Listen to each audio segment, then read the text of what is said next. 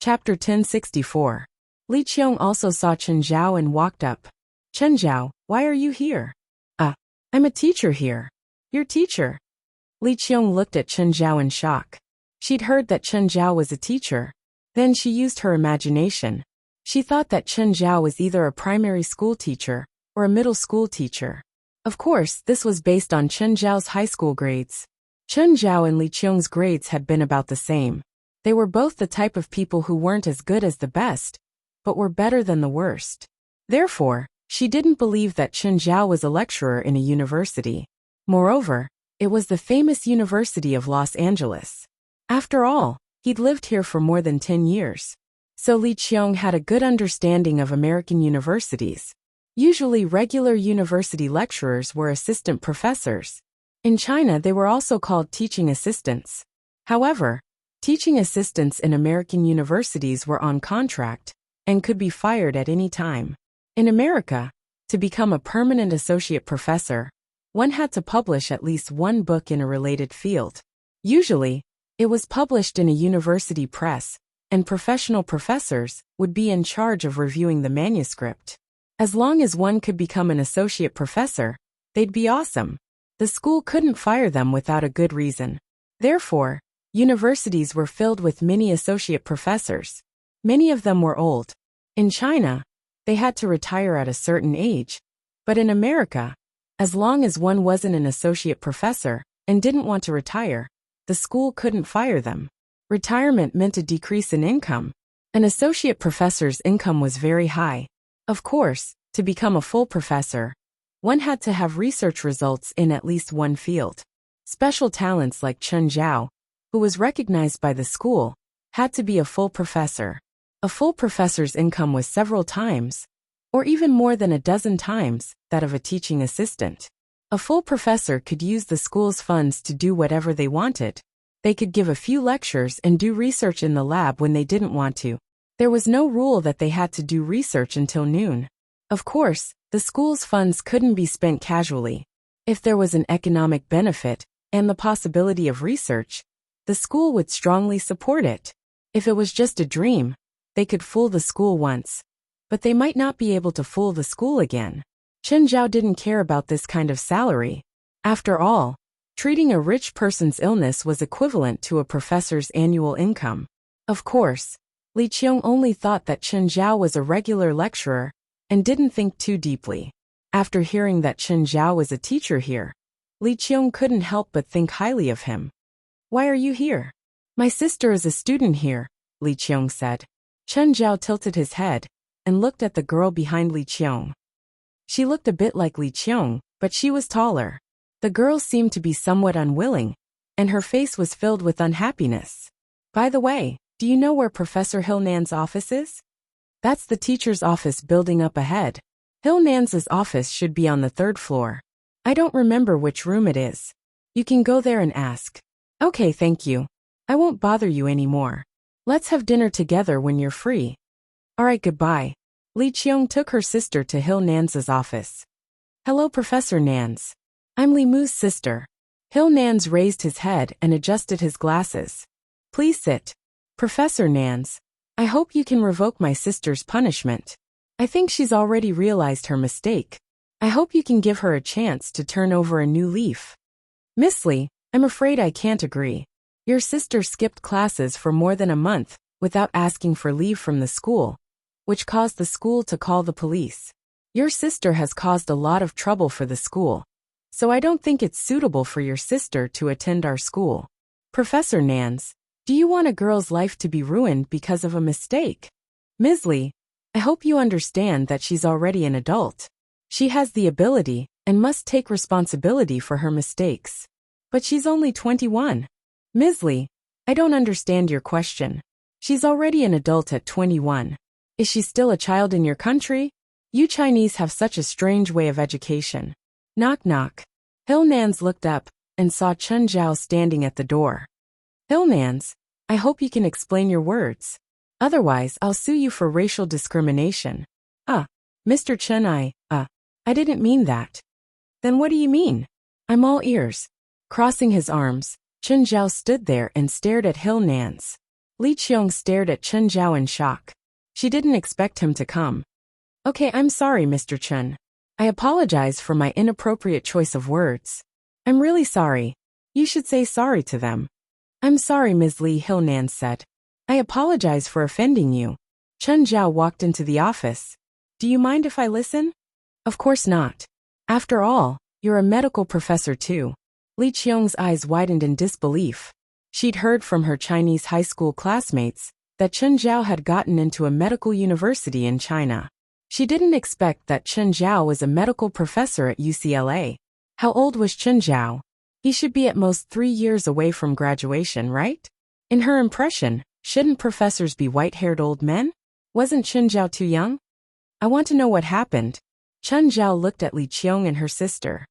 Li Mu skipped classes for a month, Li Qiong said. Mr. Chen, I'm sure you know that such serious absenteeism isn't allowed in school. Chen Zhao looked at Li Mu. Li, aren't you going to explain where you've been this month? Li Mu hesitated for a moment, then said, I originally applied for a week's leave from school and went to Alaska with my classmates. However, because of the heavy snowfall and the arrival of the military, we were put under military control. Me, Vestana, and more than 30 tourists were all restricted from leaving the snowy mountain for 10 days. After that, the military found out that we were medical students and requested us to stay and act as temporary military doctors. Chen Zhao and Hilnans exchanged glances. Hilnans asked in confusion, If that's the case, why didn't you tell me before? Chapter 1065. 01064. Both Hernandez and Chen Zhao didn't think that there was such a hidden story. However, they couldn't confirm whether Li Mu was telling the truth yet. Do you have any other evidence? Hilnans asked. When we left the restricted area, one of the colonels gave me a phone number, Li Mu said. I'm not sure if it's useful. If what she said is true, then I can revoke your punishment, Hernandez said. Chen Zhao turned to Hernandez.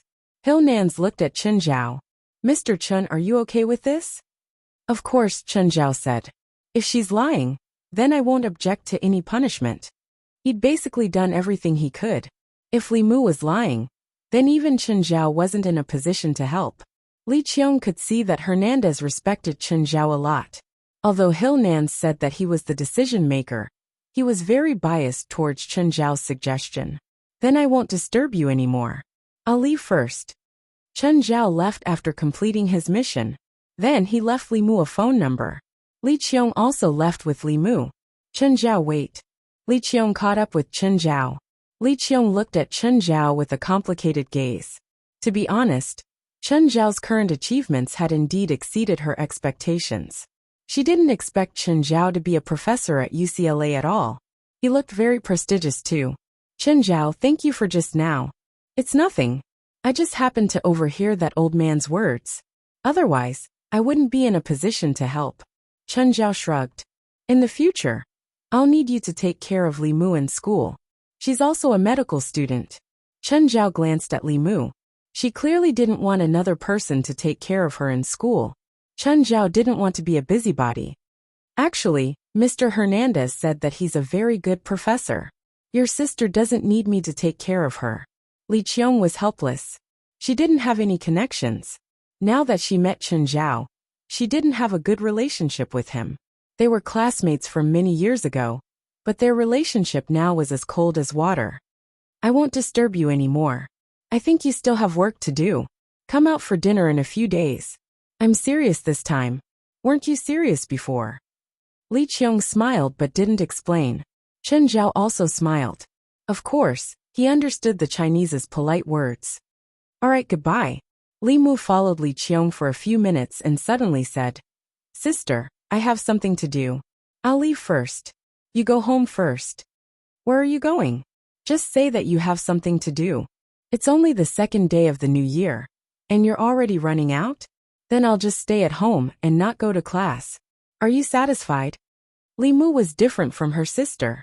When her family first migrated here, she almost didn't feel any pressure from her family. The only thing she enjoyed was the protection of her family. That was why she had the personality of a princess. No one at home could control her. Take this matter as an example. She could go wherever she wanted. She went skiing in Alaska without telling her family at all. His family and school were going crazy. Li Mu left Li Qiong behind and ran away alone. But she still chased after Chen Zhao. Hey, that guy with the surname Chen. Chen Zhao frowned and turned to see Li Mu running over. What's the matter? To be honest, he'd never seen such an uneducated child. She wasn't young, but she didn't even know how to address people. No, Litgrove was like that too.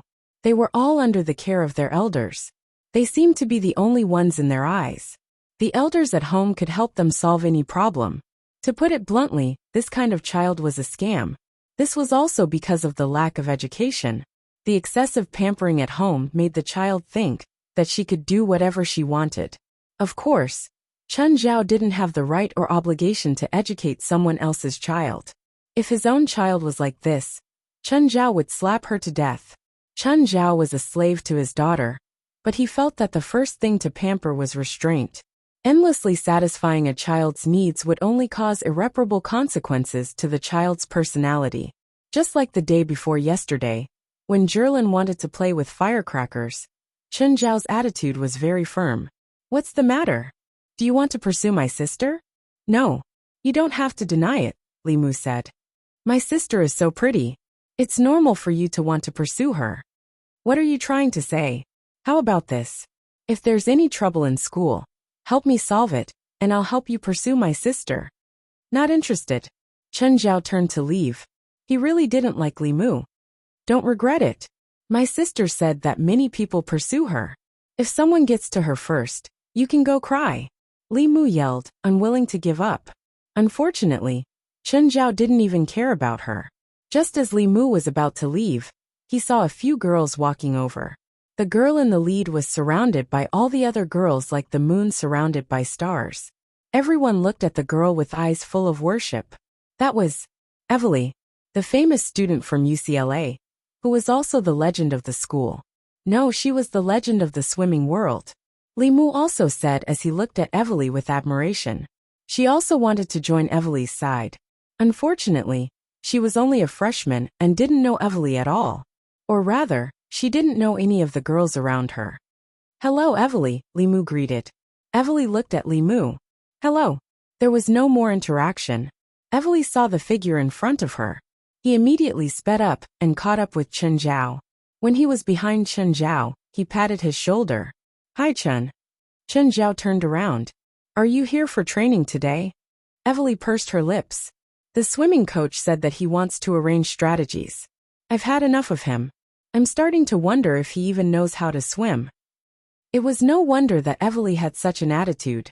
After all, Evely had participated in most international competitions. Moreover, the swimming coach insisted on using Chen Zhao's method to teach Evely how to swim. If Chen Zhao was the one arranging it, Evely would definitely obey. However, the one teaching her was an amateur. Evely couldn't accept this. Think about it. Could an African lion accept the strategy of a sheep? Behind them, Li Mu stared at Chen Zhao and Evely in disbelief. Did Evely and Chen Zhao know each other? Moreover, they seemed very close. In any school, the students were always in groups. If you wanted to join a group, someone had to introduce you. Evely didn't need to be mentioned. If she wanted to join a group, any group would probably welcome her. Even other students would surround her and form a group with her as the center. Chapter 1066. President, we've found the exact location of Nasamara. It's close to 8,000 kilometers from the LA port. Got it. Did you get the ship I wanted you to rent? I've already rented it. It's a large ocean-going ship. It used to be an icebreaker, but it has undergone some modifications. Now it's an ocean-going ship. However, I'm not sure if Klaus and the others can pilot it. They should be fine. You guys get ready too. We'll leave tomorrow. Then Chen Zhao hung up. Evely looked at Chen Zhao. You look busy. I've been busy these 2 days, Chen Zhao replied. Is it because of Chinese New Year? I think you Chinese have to visit friends and relatives during Chinese New Year. You didn't come to visit me. You're my student, Chen Zhao said casually. I have something to do. Bye. Bye. In the afternoon, Chen Zhao and West went to see the ocean ship. It was called Conqueror. It was an icebreaker with a displacement of 8,000 tons and a length of 110 meters. It looked as huge as a monster in the water. Renting it for a day cost $150,000. This was quite expensive. However, there was only one suitable ship. Unless Chen Zhao and Helith were willing to wait. Chen Zhao didn't want to wait too long.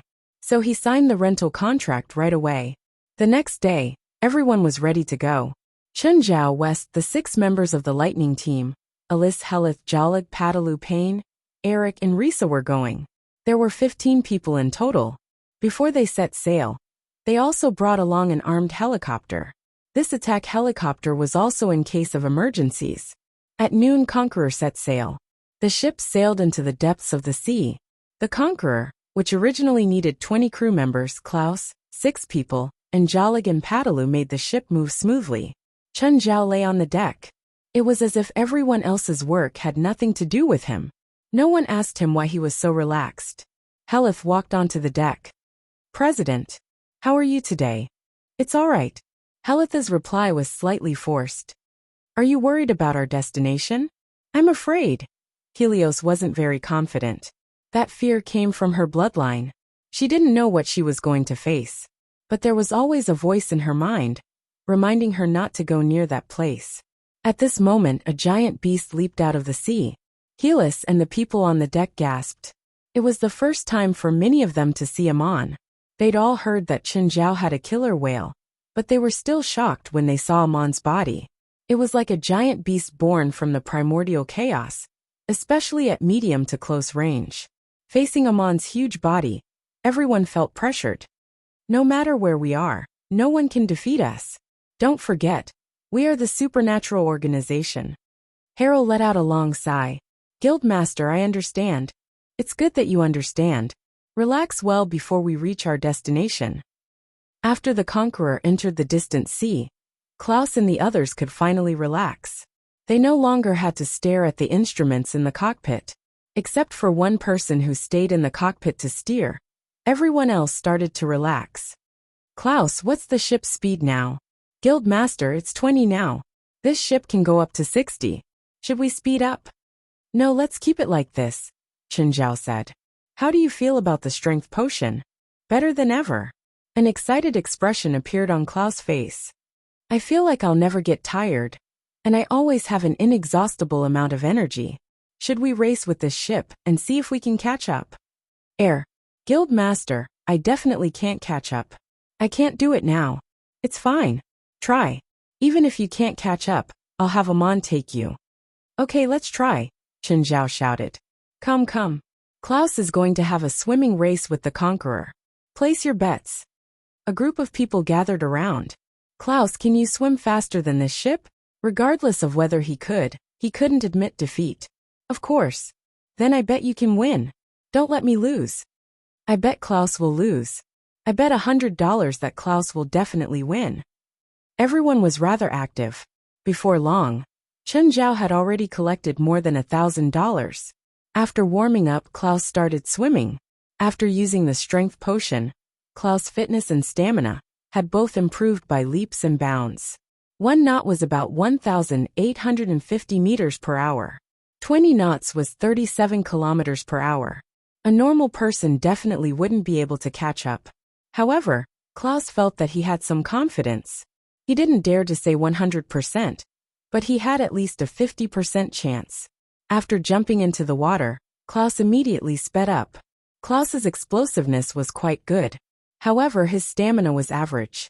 Chen Zhao silently observed Klaus' performance. He wanted to compare Klaus' performance with his own. After using the strength potion, he realized that Klaus' performance was the best among the 6 members of the Lightning team. However, even with the best effect, it still didn't reach Chen Zhao's expectations. At least in terms of swimming speed, Klaus could only be said to be better than a normal person. However, compared to Gaia, he was much worse. Of course, he couldn't compare to Chen Zhao either. Chen Zhao had used the perfect strength potion back then. It was much better than normal strength potions. It seemed that there were differences between people too. There were also differences between people who'd used the strength potion. Just as the people on the ship were having fun, a ship passed by the Conqueror. From its appearance, the ship was probably half the size of the Conqueror. It was more than 150 meters long. Its displacement was probably twice that of the Conqueror. Whether it was the people on the ship or those playing in the water, they all looked displeased. It wasn't because the other party's ship was bigger than theirs, but because in this vast sea, the other party just had to come so close and pass by them. This feeling was like a direct provocation. Chapter 1067. Chen Zhao looked at the opposite ship, the White Envoy. I hate that ship, Helis said, looking at the people on the White Envoy. Do you know the people on that ship? Chen Zhao asked. No, and I don't want to. Just then the White Envoy stopped.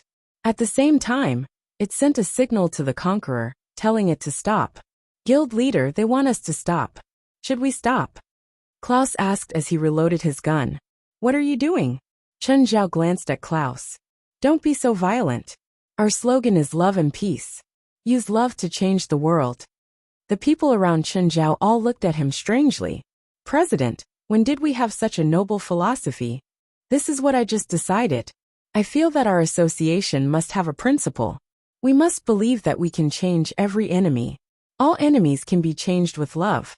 What if we meet an extremely evil enemy? Then we have to change them with great love. What's great love? A feeling from the bottom of our hearts. President, we can feel it, but we might not let them feel it. It's asking about the women in their family. At this moment, the White Envoy sent another request to stop the ship.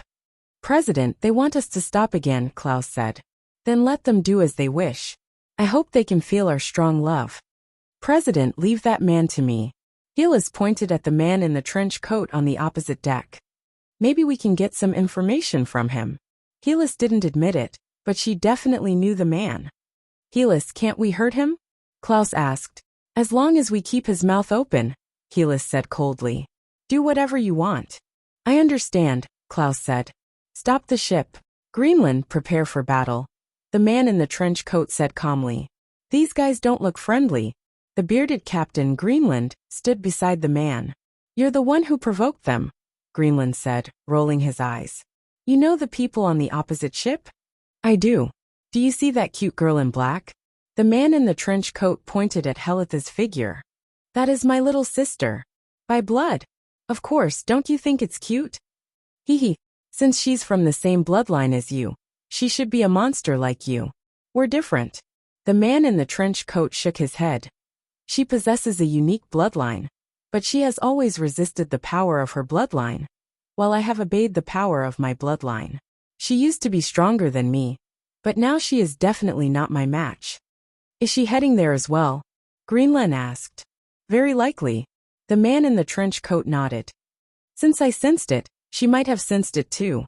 At this time, the two ships connected, and Greenland made a hand signal to his subordinates. For a moment, the people on the two ships were at each other's throats. The crew on both sides pointed their guns at each other. Hey Helis, how are you? The man in the trench coat stood at the bow of the tall ship and shouted at Helis. Everyone looked at Helis. Chen Zhao stood beside her. He gave the command completely to Helis. She could do whatever she wanted. Go and let them feel the president's love. Helis' tone was calm, but it was filled with coldness. Klaus loaded his gun and took out a grenade, throwing it high into the opposite ship. Boom! With a loud explosion, both sides started firing. The man in the trench coat and Greenland acted as if it had nothing to do with them. They just stood on the deck and looked at Helis. Helis, is this how you treat your brother? If you surrender now, I can promise you that you'll live. You know that I always keep my word. Brother? The man in the trench coat actually said that he was Helis' brother, but it seemed that their relationship was very bad. At least Chen Zhao thought of his sister Yura. Compared to Helis, the siblings were much more harmonious. Is he really your brother? Chen Zhao asked curiously.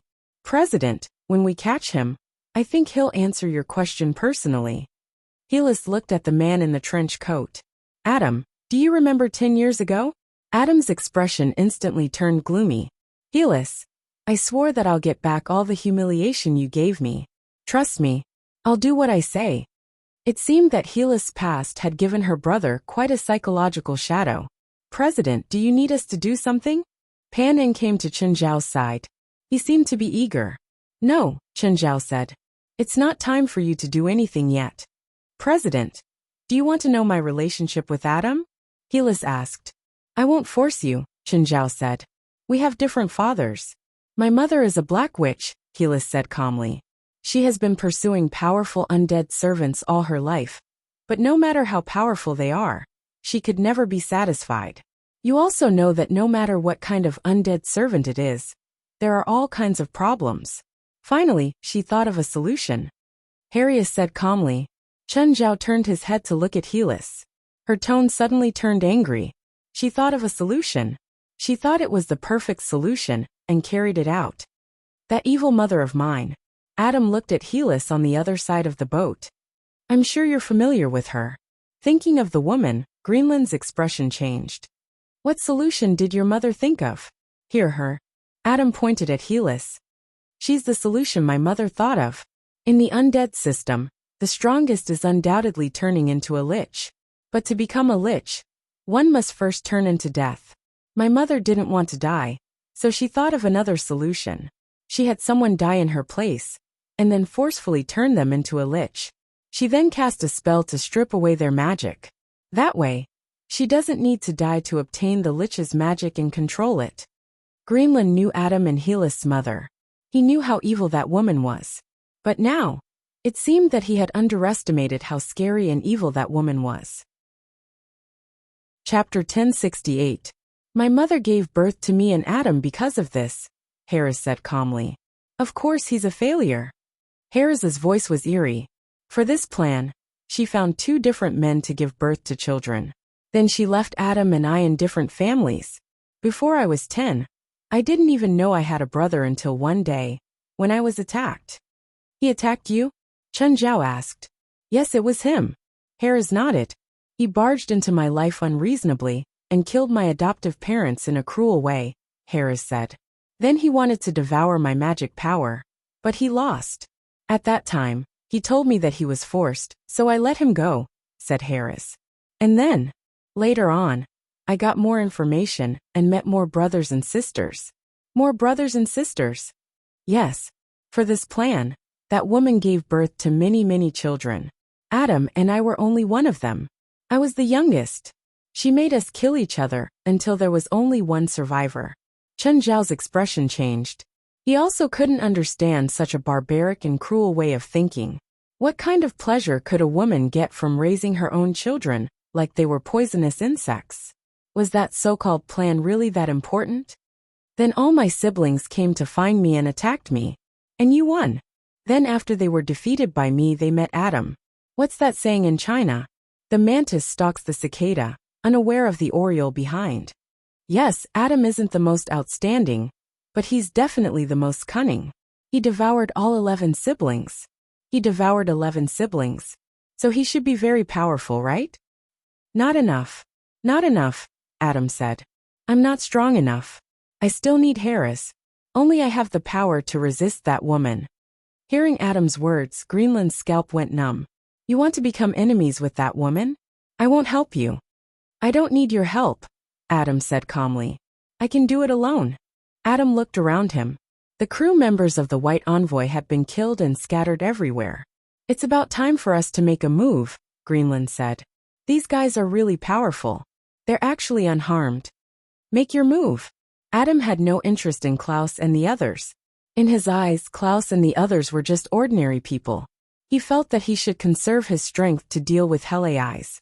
Even though his description of Halley's was so light, it was hard for him to believe it. After all, he had suffered a few losses at Helitha's hands. Therefore, he did not dare to be careless. However, this time, Helitha's reaction was completely different from the panic she showed when they met in the past. Today, Harris remained calm from the beginning to the end. Could it be that she thought victory was in her grasp? Or had he given up resisting? This was probably the first time Chen Zhao had been looked down upon so much. After standing beside Heli's for so long, Adam still saw Chen Zhao as a bystander. Greenland was already moving. Do you want me to deal with these guys? Of course, don't tell me you expect me to take action. Greenland turned around and looked at Klaus and the others, who were already surrounding them. The crew members on Greenland's ship were all average. After all, their main profession was sailing. Compared to elites like Klaus, they were much weaker. Moreover, they were a group of enhanced elites. Greenland turned around and looked at Klaus and the others. Do you know that you've angered me? Greenland had an arrogant attitude from start to finish. Klaus pointed his gun at Greenland. With a bang, Greenland's shoulder exploded into a bloody flower. Greenland took a step back and looked at the blood on his shoulder. I'm going to kill you. Greenland's face was filled with rage. But just then, an even more intense hail of bullets greeted him.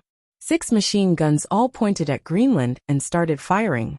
Klaus and the others knew very well where they were weak. Against a spiritualist, their only chance was to gain the upper hand with a show of strength. First, they would cripple the opponent, or rather kill him. Soon Greenland's body was riddled with holes. Right now, Greenland's body was on the verge of collapse. It was as if he would fall at any moment. But he did not fall. The bullets were expelled from his body one by one. What spell is this? Klaus was somewhat surprised. Chen Zhao, who was on the opposite deck, was also surprised. What's this? It's said that there's a special type of magical constitution. They reject all foreign substances. Anything that doesn't belong to their body will be rejected by them, Alice said. Alice said, also their bodies have muscle memory. No matter how distorted or deformed they are, even if they get burned, they can recover. Fuck, is this an undying body? Right now Greenland was extremely arrogant. He stared at Klaus and the others with a fierce expression. Are you ready to despair? Greenland shouted. Klaus and the others exchanged glances. Confidence appeared on their faces. If you can do it, then come. Greenland suddenly sped up and charged at Klaus. Klaus did not want to get close to Greenland. He was not sure what spell Greenland had. Thus he quickly retreated. Holding 2 guns in his hands, he kept shooting at Greenland. Greenland was fast, but Klaus was not slow either. It seemed that it would not be easy for Greenland to catch Klaus.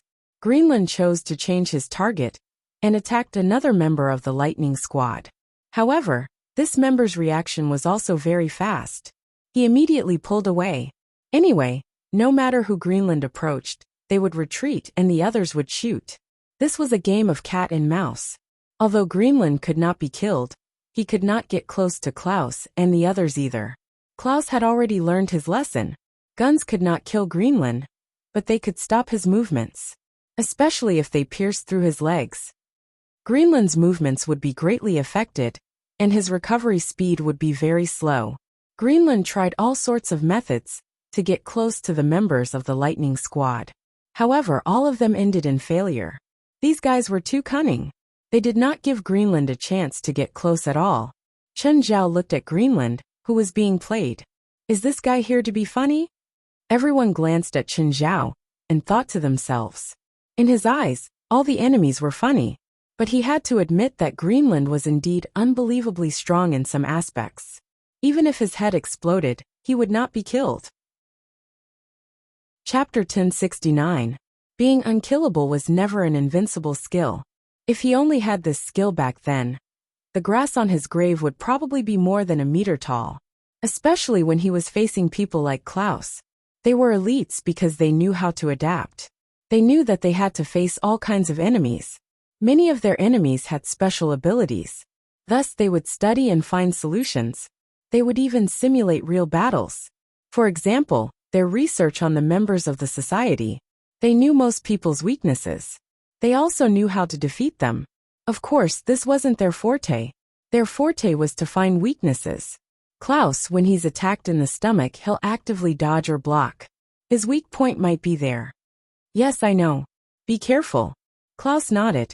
After exchanging information, they started attacking Greenland's stomach. Greenland couldn't actively attack anymore. He looked more and more anxious. Adam, help me. But just then, a large net fell from the sky and covered Greenland's head. Klaus and the others found a fishing net out of nowhere and used it to trap Greenland. Greenland was trapped in the fishing net, and he kept struggling. But Klaus and the others dragged him and hung him in the air. This time Greenland was completely done for. Adam, save me. Useless, Adam said, dissatisfied. Adam finally attacked. Of course, Klaus and the others had been guarding against him. So the moment Adam moved, Klaus' gun was already pointed at Adam. Bang! The bullet flew toward Adam, but a bone shield appeared in front of him. The bone shield blocked the bullet and started spinning around Adam's body. You're all going to die, every single one of you. Adam twisted his neck. Suddenly, Klaus felt a chill behind him. Without thinking, Klaus pounced forward. As he flipped, he fired 3 shots behind him. A white ghost appeared behind Klaus.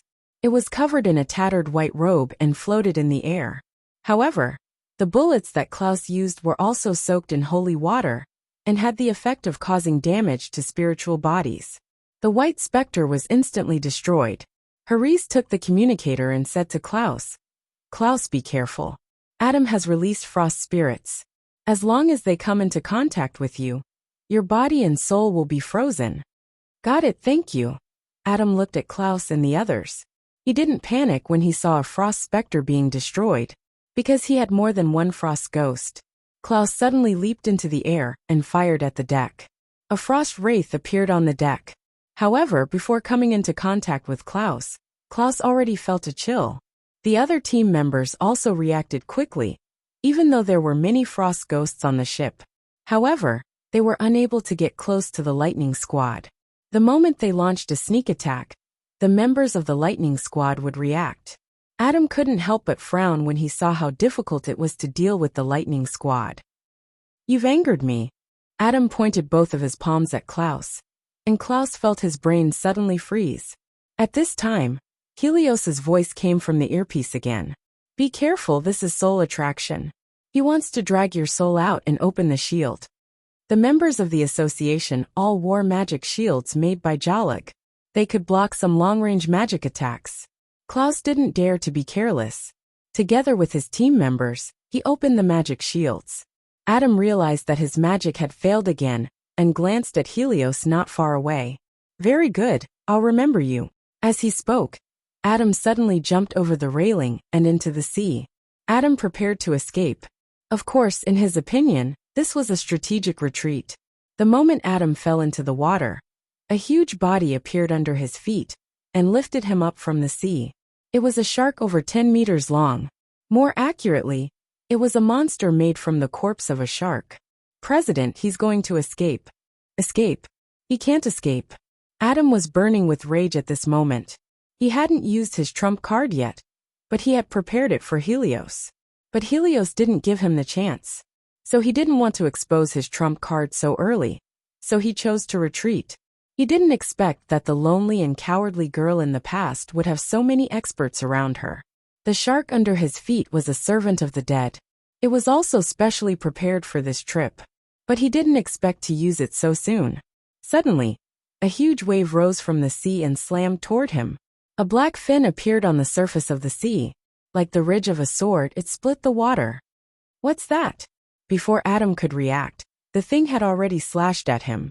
The living shark wanted to dodge, but the speed of that thing was too fast. Whoosh! The shark was cut in half by the halberd, instantly killed. Adam also fell into the water at this time, but the thing in the water turned back. Adam panicked completely and hurriedly summoned the frost wraith from the sea. Just then, the monster in the water appeared again. This time, it revealed its true body. It was a killer whale, its shocking body leaping out of the water. The huge mouth was deep and dark. It swallowed the frost wraith in one gulp, and then disappeared into the sea. When it landed, it even created a huge wave. Adam choked a few mouthfuls of water. He swam desperately and escaped. That was too terrifying. Was that a killer whale just now? What a joke. How could a killer whale be so big? By then the conqueror had caught up. Helios stood on the bowstring and looked at the disheveled Adam. "Adam, that looks like it's in trouble. Do you need help?" Adam's expression was extremely gloomy. He wanted to say no, but he opened his mouth and didn't say anything in the end. He saw that the thing had been lingering around. But before he could reply, a huge net fell over him. Adam had never been so disheveled. He had been dragged onto a boat with a fishing net. Then he was hung on a crane. Of course, he was accompanied by Greenland. They were brothers in trouble now. Just then a girl walked over. "Mr. Adam, I hope you won't resist. I'm going to seal your magic now." How could Adam give up without a fight? But Alice said, "Do you see the meat grinder over there? If you resist, you'll have to go inside." Chapter 1070. Why is this meat grinder still here? Didn't the president bury it last time? West asked, confused. This meat grinder came with this ship. It's not the one from last time. Eris quickly placed a seal on Adam. The fishing net loosened and Adam fell to the ground in a sorry state. In the past, Adam would go wherever he went. But now almost no one paid attention to him. Some even walked around and played. He was like a person of no importance. Only Harold was not far away, quietly watching Adam. Adam straightened his clothes and tried his magic again. As expected, he couldn't use it. This made Adam angry and gloomy. There were two people Adam hated the most. One was his mother, and the other was his sister. His mother was like a demon. She'd brought him too many disasters and torments since he was young. The other was his sister Helios. Helios was the first person to pull him back from his pride. Helios's unparalleled talent made him jealous and hate her. Now he fell into Helios's hands again. Although Helios didn't do anything from start to end. But a loss was a loss. No matter how unwilling he was, he couldn't change the result. Suddenly, someone pushed Adam's back. Adam took 2 steps back, looked back, and saw Klaus shoving him. "What are you doing?" Klaus didn't go easy on Adam. He kicked Adam's stomach. Adam broke out in cold sweat from the pain. He clutched his stomach and knelt on the ground. "Can't you see someone waiting for you over there? You're already a captive. Why are you still pretending?" Klaus and the others didn't go easy on Adam. They punched and kicked him on the ground. Adam had never been humiliated like this. "Don't let me find a chance," Adam roared. "Otherwise, I'll turn you into a human corpse." Clang! Adam's face was stomped on the cold and rough deck. "You're still so stubborn even when you're about to die. Helios, are you just going to watch outsiders humiliate your brother?" Adam roared.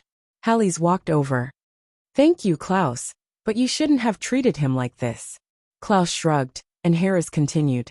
"Didn't we just fish up a few sea snakes? Let him have a taste." "Wait, don't. Adam panicked. What he was most afraid of was running into a snake, no matter what kind of snake he ran into. "Helios, I can tell you anything you want to know." "No, compared to the questions you can answer me, I prefer to torture you," Harris said calmly.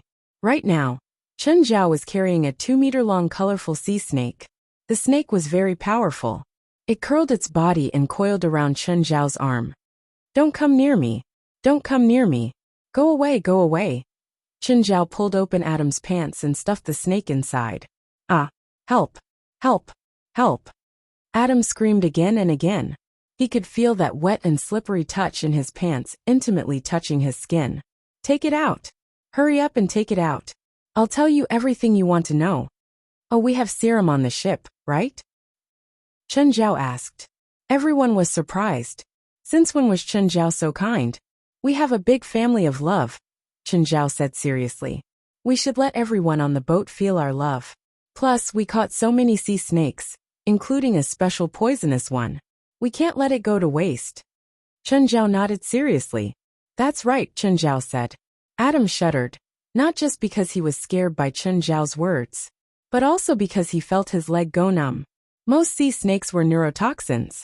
People bitten by sea snakes would have no reaction within half an hour. Some wouldn't even feel it. It wasn't like the cobra, which was also a neurotoxin. After being bitten, the cobra would have severe physiological reactions such as internal bleeding. The sea snake's neurotoxin was latent, and the body would absorb it as nutrition. Around 3 hours later, the body would have a violent reaction. Compared to other types of snake venom, the physiological reaction of neurotoxin was relatively mild. This was because neurotoxin was paralyzing, so it mainly acted on the nerves. Of course, this didn't mean that neurotoxin wasn't scary. The fatality rate of neurotoxin was very high. It was mainly caused by internal bleeding after the poison took effect. If it was a poisonous snake with mixed toxins, the reaction would be much more intense. The bite wound would feel like it had been burned by a soldering iron. The most typical example was the soldering iron head. It was a typical poisonous snake with mixed toxins. Adam felt his tongue getting knotted. He couldn't even speak properly. This is a typical reaction. The neurotoxin hasn't completely spread, but it's already starting to seep into your nervous system, Chen Zhao said. No rush. We have time. Of course, don't talk so fast. After all, if you talk too fast, we won't have as much fun. Yes, that's right. We're a big family of love. We'll let you feel our deep love. Helis looked at Adam with a gentle smile. I'm your brother. Ha! That's why you weren't killed directly. I'm thinking about our family. Helis, I have an idea, Klaus said. Klaus took the initiative and said, when I was in the army, I learned a very special method of interrogation and torture. At that time, we caught a terrorist, and no matter what torture method we used, we couldn't pry open his mouth. Later on, our military doctor came up with an idea. We used a syringe, then dipped it in a mixture of toxins, and pierced the skin of the other party. The toxins on the needle wouldn't kill, but it would cause a strong allergic reaction. At that time, we accepted the suggestion of the military doctor, and the problem that couldn't be solved in 3 days was solved in 30 minutes. Not a bad idea. Very creative. I'll raise your salary later. Chen Zhao nodded. President, I've thought of a way too. I have an idea too. The group didn't mind the situation getting out of hand. They all gave Chen Zhao and Helis suggestions. President, have you heard of Eggy raising bugs? This name sounded very evil. Everyone revealed a meaningful smile. Only Adam was in fear and despair. This group of people was definitely the cruelest group of people he had ever seen. There was no one else like them. Chapter 1071. In Adam's impression, Helis was weak, cowardly, lowly, and stupid. She was a girl who didn't know how to fight back, even when someone hurt her. In the past, Adam had appeared before her again and again, and hurt her again and again. But in the end, her heart softened and she let him go. In Adam's eyes, Helis was nothing to be afraid of. But now Helis had changed. She became strange and cruel. And the people around her, who were they? They looked so evil. They enjoyed humiliating and torturing others. After 6 hours of inhumane torture, Adam finally broke down. Now, I hope to get an answer to any question I ask. If I'm wrong, I'll ask again in an hour. Chen Zhao grabbed Adam's chin. First question. What's your name? You know the answer. Wrong answer. Chen Zhao shook his head. Then I'll come back in an hour. Chen Zhao turned to Klaus. I'll leave it to you. Wait, where are you going? Adam was dumbfounded. It was just a habitual answer. Can you not be so serious? Helis, let's go eat dinner. What's dinner? Seafood dinner. President, leave some for me, Klaus said. Okay, I'll come back in an hour. Don't let him rest. When Chen Zhao and Helis walked out of the cabin, they heard another miserable scream. After filling their stomachs, Chen Zhao and Helis returned to the cabin. Chen Zhao looked at the time. I think we came too early. It's not even an hour. Adam curled up on the ground, trembling. At the moment, he didn't have any heroic spirit or pride left. He was like a homeless man in dire straits, his eyes filled with fear and despair. Klaus, let's go eat. President, it's only been half an hour. Klaus still didn't seem satisfied. Don't be like this. Give him a chance, Chen Zhao said. We're an organization with love. Okay. Klaus realized that Chen Zhao's love was very twisted. Are you willing to cooperate with my questions now? Adam curled up on the ground. When he looked at Chen Zhao, his eyes were filled with fear. Now first question. What's your name? Adam. A few years old. 28. What is your mother's name? Ava. Why are you here? Adam looked at Helios. Same as you. Then what is our purpose? Nasamara Island, search for traces of our ancestors. Be more specific, Chen Zhao said. Adam looked at Chen Zhao, and then at Helios. You don't know? Adam suddenly felt a sense of hope. He seemed to feel that he had something on him. Do you want to know? Unless you promise me something, I won't tell you even if I die. President, let's give him some time to think about it. Maybe he'll change his mind tomorrow morning, Harold said indifferently. Sure. Chen Zhao nodded. The two of them turned around again, intending to leave the cabin. Adam panicked. Don't go. You'll regret it. Helios, my mother will go to Nasamara Island too. You'll meet her then. You know how scary she is. All of you will die. Heli's paused and turned to look at Adam. No, I'll kill her this time. She's not as powerful as you think. After witnessing true power, I suddenly realized how small and insignificant my past vision was. You're dreaming. You can't defeat her. She's a demon. Adam was still determined. President, I want to undo his seal, Heli said. Do what you want to do, Chen Zhao said indifferently. Adam was dragged to the deck. All the lights on the ship shone on him. Halley's was standing in front of Adam. Then the seal on Adam was undone. Chen Zhao stood on the control tower, looking down at Adam and Heli's. Klaus, get ready. If Halley's is in danger, shoot that Adam. President, they're having a fair duel, right? It's not good for us to interfere like this. Duel my ass. Heli's is one of us. I don't care what she thinks. If she's in danger, I won't just stand by. Klaus nodded. He knew that Chen Zhao was always protective. Since Chen Zhao requested this, he had nothing else to say. After Adam's seal was undone, his magic started recovering. It was removing the pain from his body. Heli's, you're still as stupid as before. Adam regained his confidence. He glanced at the onlookers. Today, everyone on this ship will die. Adam, I'm not who I used to be. Really? A strange smile appeared on Adam's face. Suddenly, Heli's felt a chill under her feet. A frost spirit ambushed her from below the deck and grabbed her feet. In my eyes, you're still a child who won't grow up. You can never escape. Just like my 11 brothers and sisters in the past. You'll be like them and become a part of me. Heli's looked up at Adam. Adam, you still don't understand. I'm different from you and them. Do you think you can fight against them after devouring them? Heli's pulled her feet and took a step forward. The frost wraith that was grabbing onto her feet began to shatter. Such a cheap trick is meaningless to me. A beam of light shot out of Adam's eyes. 11 figures appeared beside him. All of them had once been Adam and Heli's brothers and sisters. See, they belong to me now. They all have the abilities they had when they were alive. And you will be the 12th. The 12 evil spirit servants released spells at Heli's at the same time. Heli's lips curled into a smile. Her body suddenly turned into mist and dissipated. The spells missed. Heli's figure appeared behind Adam. I said that I'm not who I used to be. If you can't face this, you'll be like them. Adam suddenly turned his head to look at Heli's. You actually have the death mist. Where did you find it? Greed appeared in Adam's eyes.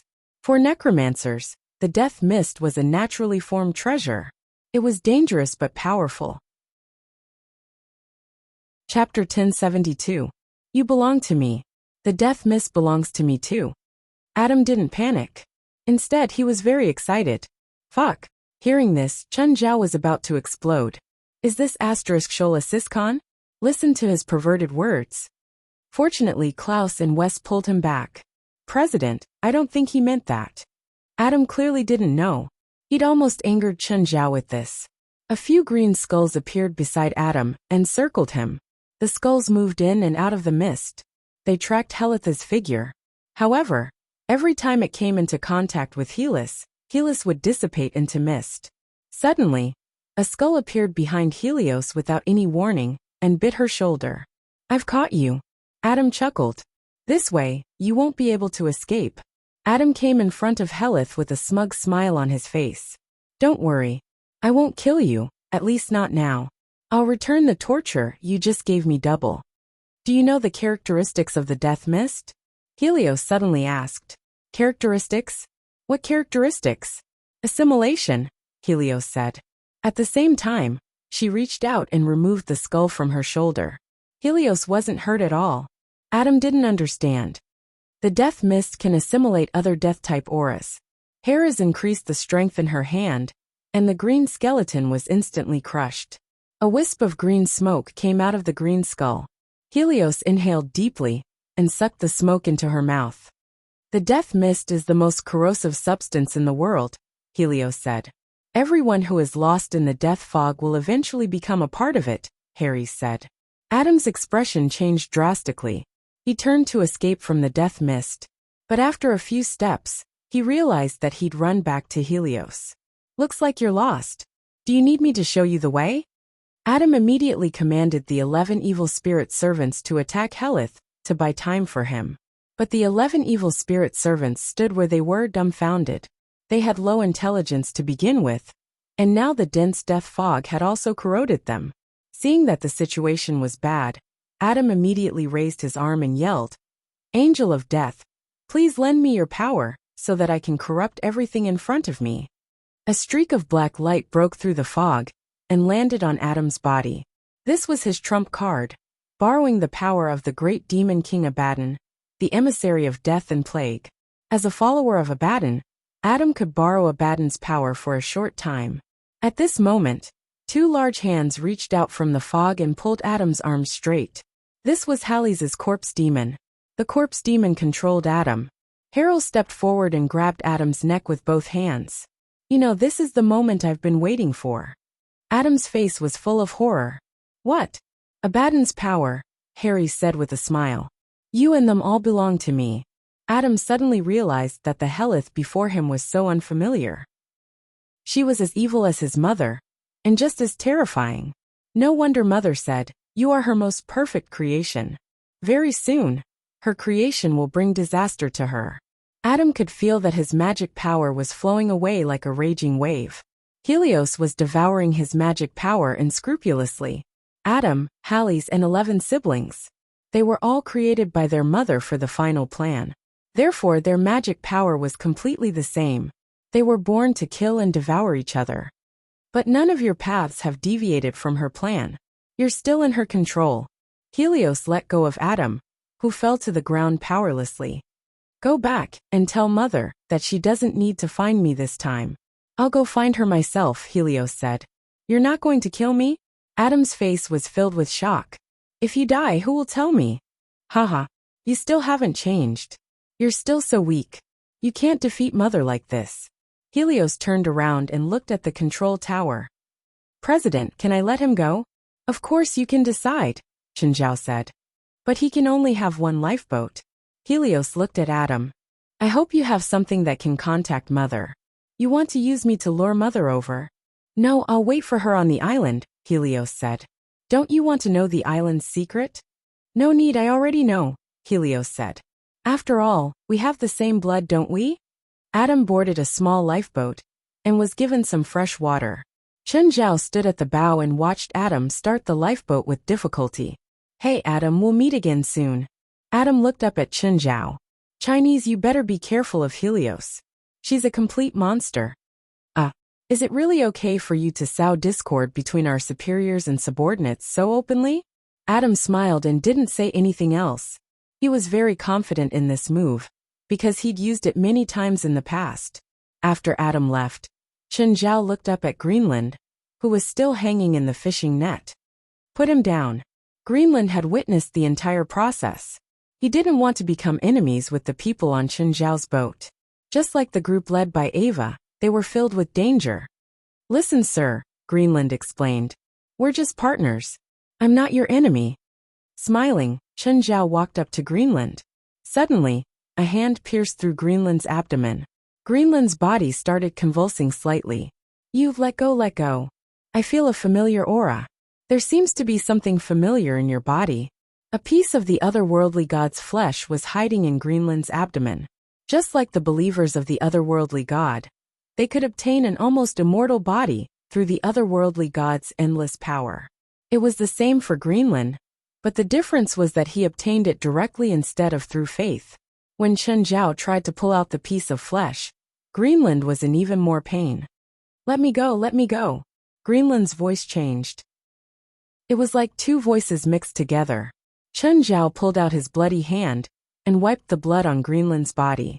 "Looks like it's not the same," Chen Zhao muttered to himself. "Where's your original body?" Chapter 1073. "Of course," Chen Zhao said, smiling. "I don't want to cause unnecessary trouble. Hey, can you tell me before you penetrate my stomach next time? First, I have to say that the thing in my stomach and I are just using each other. I'm not that familiar with it. Your consciousness isn't controlled by it."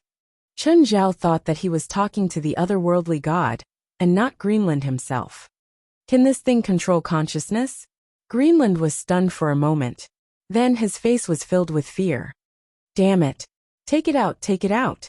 I knew it wouldn't be that easy. I'll go crazy and be devoured by him. I'll become a monster. Ah, you seem to understand. You're right. Chen Zhao shrugged. I was just talking nonsense. You're not lying to me, right? Don't listen to his nonsense. I'm different from those adult ES gods. I'm harmless. I'm not an ES god clone. I'm just the original body, Greenland said. You're controlling me right now, Greenland said in panic. If I could swallow your consciousness, would you still be able to say that? Maybe you're waiting for an opportunity. Maybe you think I'm still useful. President, just kill him them. They're ticking time bombs on the ship. Hearing Helitha's words, Greenland wanted to jump off the ship immediately. But when he came to the edge of the fence, he saw a huge shadow swimming past the boat. Are you sure you want to go into the water? There's something down there that really likes to eat the otherworldly god. Greenland was in despair. The people on the ship were scary, but the people below were even scarier. Whatever. Just stay on the ship and do some research for me. If you agree, you can live for now. If you don't, you can be my pet's food. What kind of research? Don't be scared. It's just a normal dissection. It's not something scary. Greenland was in despair, but there was nothing he could do. Then Greenland was locked in a room. This was the room Adam had locked in before. There were many scary equipment in the room. Helith came to his side. President, I have something to tell you. Wait. If you're going to confess to me, I'm not prepared at all. I won't accept it. Hallease looked at him with a dead fish's eyes. President, you're thinking too much. Oh, okay, Chen Zhao said, disappointed. President, if you were a little younger, maybe I would really confess to you. I'm only 27 years old. He's only 27. So we're already 2 generations apart. Let's get down to business. What did you want to say to me just now? I, Adam, and my mother Ava, are the most orthodox descendants of Nasamara, and we are of Nasamara's noble bloodline, Helith said. How did you know? I just devoured the magic power of Adam and 11 other brothers and sisters. More inheritances in my bloodline have been unlocked. Harad said. In the inheritance of the bloodline, I have obtained more knowledge and learned more. The fall of Nasamara is related to my family. What's going on? The Nosimiran civilization was a very special civilization. They lived on an island, and at their peak, they only had a population of a few 100,000. However, because of the size of the population and the size of the land, the entire civilization was in conflict. The war began and ended with tens of thousands of people dying on the battlefield. However, the people were not happy, because the end of the war meant that the population would expand again. 6,000 years ago, there was actually a problem of population expansion. Then, my family's leader came up with a plan to kill ordinary people to suppress the population expansion and preserve the nobles. Killing without reason? Helith continued. It wasn't without reason. That person had other plans. He seemed to want to use the blood of tens of thousands of people to create something. But it was not completed in the end. My family fell apart because of this. The entire family was dismembered by the angry people. My ancestors escaped overseas. After drifting on the sea, they came to Europe and forgot their bloodline and identity. They started a new life. Shamans kept appearing in my family and participated in the process of history. What your mother is looking for is that unfinished thing. Helith nodded. The blood of tens of thousands of people seems to only be half done. The ancestors' inheritance has always flowed in the bloodline. As long as the descendants reach a certain level, the ancestors' memory will be awakened, and they will be forced to go to Nasamara to find that thing. Did none of your ancestors reach the awakening stage? Or was someone awakened, but they couldn't find it? No, someone was awakened, but that thing only appears when the Betos comet comes once every 159 years, so no one has been able to get it. What's that thing used for? The Agama Bridge. What? Every civilization and every religion has their own heaven. Agama is Nasamara's heaven. Apparently, that thing is called the Agama Bridge. Can the Agama Bridge end your nightmare? Chen Zhao asked. Maybe. That's good. Our current goal is to find the Agama Bridge. As for the mission, the inheritance and the guidance of fate. It has nothing to do with us. Whoever stands in our way will kill them. It's that simple. President, my mother isn't weak. She's caused countless horrors. She's the evilest and cruelest woman. So if I want to kill her, will you stop me? I want her to die. What kind of magic is your mother good at? Necromancy is her forte, but she's also good at voodoo, curses, and alchemy. In the past 20 years, she's even developed her own magic system, mixing the spells she's good at. She's the most famous black witch. Countless forces have tried to kill her, but she escaped in the end and counterattacked. It's okay. I'll definitely kill her. I'll make it so that she can never rise again. The next morning, the sun didn't appear, and the sea was still raging. Dark clouds covered the sky, and the conqueror bobbed up and down on the sea. A storm was coming. Chapter 1074. Chen Zhao had been to the sea before. However, this ship was completely different from the ships he had been on in the past. This was an ocean-going ship. The structure of an ocean-going ship was completely different from a yacht. In the face of wind and waves, the force produced was also different. When an ocean-going ship faces a wave, it is a positive force. When the wave hits, the bow of the ship will lean forward, and the force of the wave will spread throughout the entire ship. The yacht, on the other hand, was a diffusive force. In the face of the waves, the yacht would sway left and right, and then dissipate the force. It was very difficult for people to feel the force of the waves. If the two were to be compared, the structure of the ocean-going ship was more cohesive. It was also because of this structure that it could carry more weight and resist stronger winds and waves. However, the people on the ship were not comfortable. Although the yacht's ability to withstand the wind and waves was not as strong, it increased the comfort. This was also why he didn't feel seasick on the yacht. On the contrary, he would get seasick if he took this long-distance ship. Yesterday, they were still in the coastal waters and the waves weren't big, so Chen Zhao didn't feel anything. But today, the wind and waves were a little stronger, and Chen Zhao couldn't take it anymore.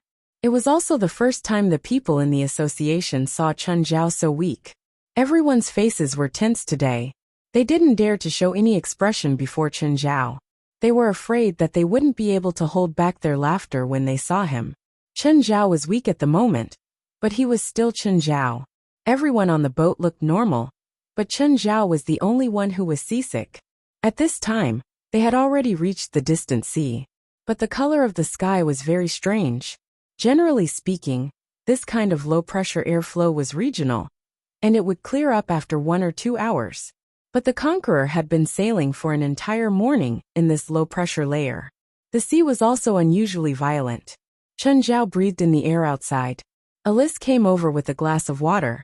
"President, do you want some hot water?" "No need. Let me get some fresh air." Chen Zhao was a doctor himself. He knew his own symptoms. He already regretted his journey this time. If he had known this would happen, he would have brought the yacht out. However, there was still a certain degree of risk in driving a yacht into the deep sea. It was not that it was impossible.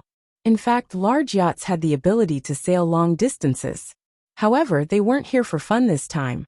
So Chen Zhao cared more about his yacht. He didn't want the yacht to have any problems because of this. Chen Zhao lay on the chair, enjoying the sea breeze. He didn't know how long he had slept. Suddenly he heard someone call him. Chen Zhao opened his eyes slightly and glanced at West, who was shaking him. "What is it? Dinner?" "No. President, look over there." West pointed into the distance. There was a ship about 2 nautical miles away, but the bottom of the boat was floating on the water, with its bottom facing up. There were also 3 men and 2 women standing on it. They had also seen the conqueror and were shouting for help. "Guild leader, should we rescue them? You decide." Chen Zhao could not be bothered. "Don't call me if you don't have an appetite." "All right." West looked at the person calling for help in the distance and ordered, "Move the boat over." Domingo, Alger, Zoran, Emily, and Ephesus had spent the whole night trembling on the surface of the sea. Last night, their yacht was caught in a storm. Fortunately, the 5 of them liked to surf and dive, so they were good at swimming. Only then did he manage to escape from the cabin in time when the yacht capsized. But just like that, they climbed to the bottom of the yacht and endured the storm. They could not contact their families or rescue them. Just as everyone was in despair, a ship appeared in their field of vision. The 5 of them were so excited that they desperately called for help. The conqueror approached slowly. A motorboat was lowered, and they were picked up one by one. "What's going on with you guys?" West asked. At this moment, the 5 of them were still in a state of shock. Each of them was covered with blankets, cold and hungry. "We encountered a storm last night," Domingo said. "The yacht capsized. It's more than 2,000 kilometers from the coastline. Why did you drive the yacht here?" "We came from Hawaii.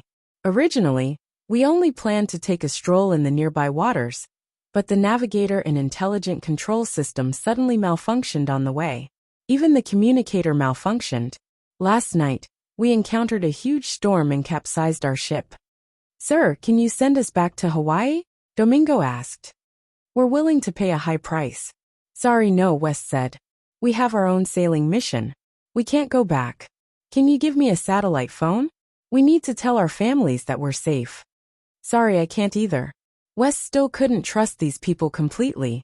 After all, it was suspicious for a yacht to appear out of nowhere in the open sea. "Why? We're a government department," West said. "We're on a secret mission. Before we complete the mission, we can't reveal our whereabouts. Don't worry, we'll send you back after we complete the mission. Can you show us your ID?" Domingo asked carefully. Click. Just then Klaus, who was standing on the roof and smoking, pulled the barrel of his gun. Everyone glanced at Klaus before turning back to West. "Right, what did you say just now?" West pretended not to hear. "No, nothing. Can you arrange a few rooms for us? We need to rest. We don't have many rooms on the yacht, so we can only give you 2 rooms." "Okay, no problem." Domingo and the others knew that they had no right to refuse or make any requests. They all accepted West's arrangement. "Klaus, bring them to the cabins to rest." Domingo and the others had fear on their faces as they followed Klaus. Their minds were filled with many thoughts. After Klaus brought them to the cabins, he said, "This and the one next to it are your rooms. Come out for dinner at 7. If you're bored in the cabins, you can go to the deck to get some fresh air. Don't go to the engine room." With that, Klaus turned and left. Domingo and the others heaved a sigh of relief. There were 2 bunk beds in the cabin, which could fit 4 people. The other room was the same. Other than the 2 bunk beds, there was no other furniture. There was also a round sealed glass window. The lights in the cabin were dim. "I think we might have encountered pirates," Domingo said carefully in a low voice. "What? Pirates?" Everyone's expression changed. They had sensed it long ago. It was just that Domingo had pointed it out first. Chapter 1075. Why change the name? Alger asked, confused. "If people find out that your uncle is the boss of the famous energy company CCR, what do you think the pirates will do to you?" Domingo asked. "My uncle won't be stingy with the ransom," Alger said. "What happens after that?" "After that? Hehe.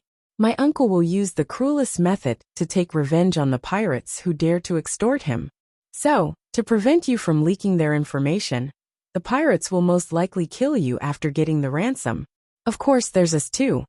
Alger's expression changed. Flustered, he asked, "What should we do?" "We'll all change our personal information," Domingo said. "We'll pretend that we're middle-class kids out for fun. That way, they won't extort us? Maybe, but the amount won't be that high." "It doesn't matter how much it is," Alger said. "I just want to go back safely." "That's the problem," Domingo said. "Do you think a middle-class family can take revenge on the pirates?" "No. So if they're extorting a middle-class family, there's no need for them to kill us. Our chances of survival will increase greatly." Everyone found it reasonable. However, they did not know that their conversation had already been overheard by West and the others. "Did you find out?" West asked. "Yes," Lisa said. "The boss of CCR, Channon Layton. He has a nephew, Alger Layton." "What about the others?" "Domingo, 22 years old. He dropped out of university in his first year and started a small company. Zoran is 20 years old. He's also from a rich family. Emily is 19, Zoran's girlfriend. FIOS is 20, the daughter of the boss of Odickerson Company." The yacht they rented is a large yacht from the Hawaiian Yacht Company. They rented it the day before yesterday for 5 days, Lisa said. The basic information is true. Wes nodded. Continue observing them. Although we can basically eliminate the suspicion, they're still outsiders. Don't let them cause trouble for us. Oh, tell them it's time for dinner. Mr. West, the president is still enjoying the breeze on the rooftop. Should we call him?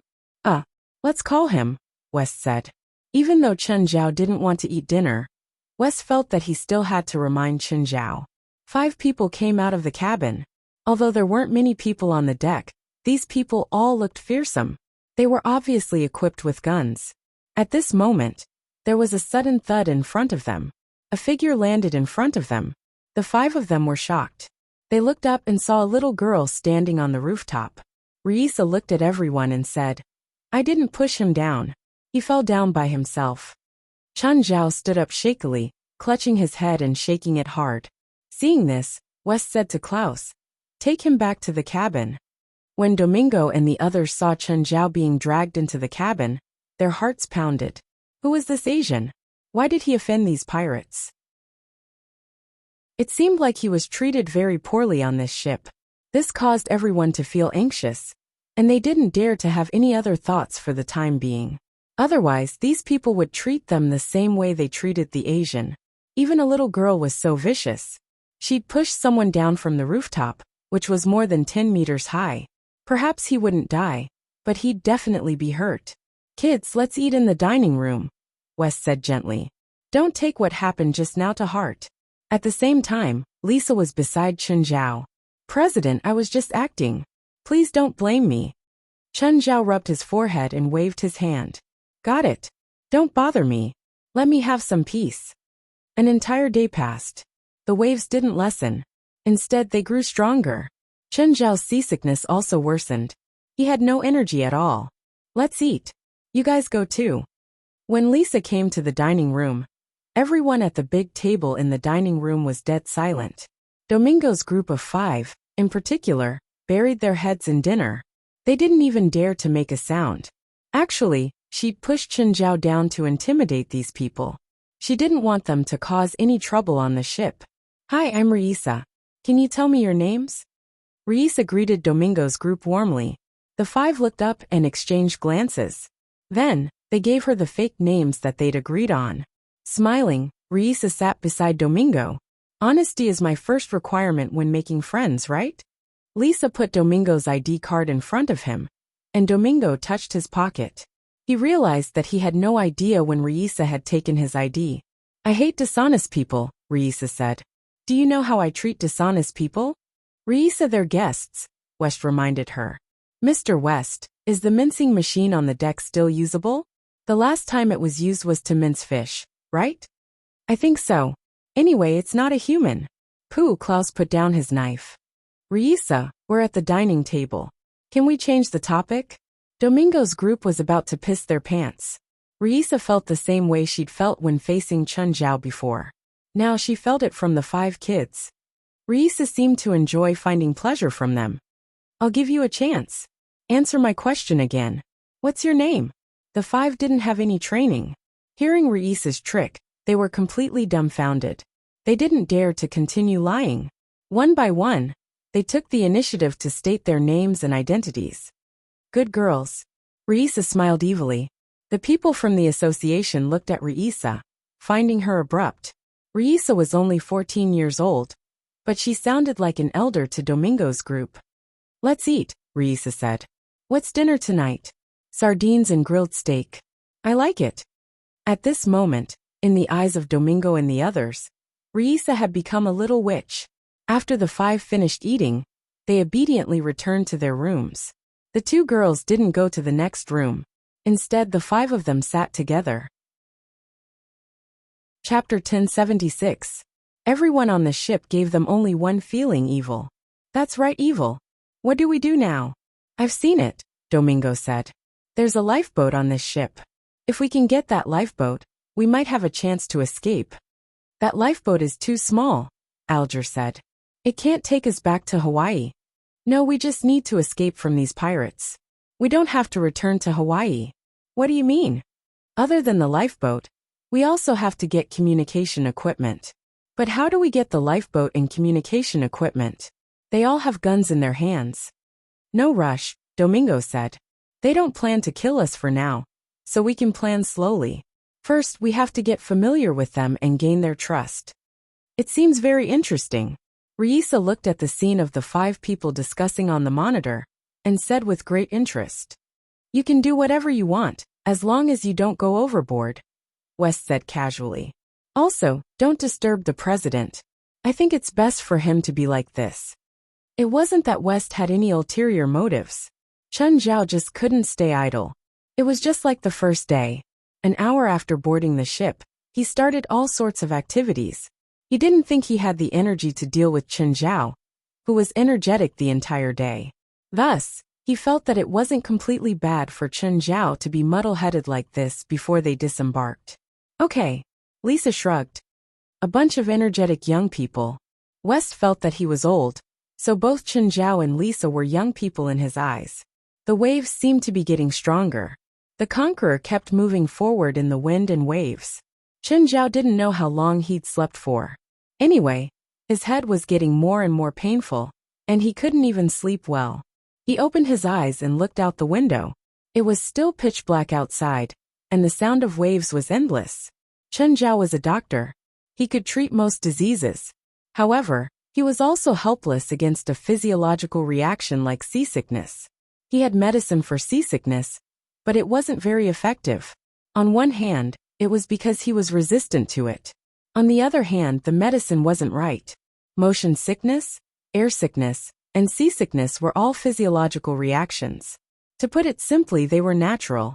This kind of physiological reaction was not something that could be alleviated by taking medicine. Some people had stronger symptoms of dizziness, similar to menstrual cramps, which were difficult to eradicate. Chen Zhao wobbled out of the cabin. It was too stuffy in the cabin. He thought of going out on deck to get some air. When he reached the deck, he saw that there were already people at the edge. It was a strange woman. Chen Zhao's mind was in a mess. He rubbed his forehead and stepped forward. Who are you? FIOS turned to look at Chen Zhao and frowned. Just then, Chen Zhao felt his stomach churn again.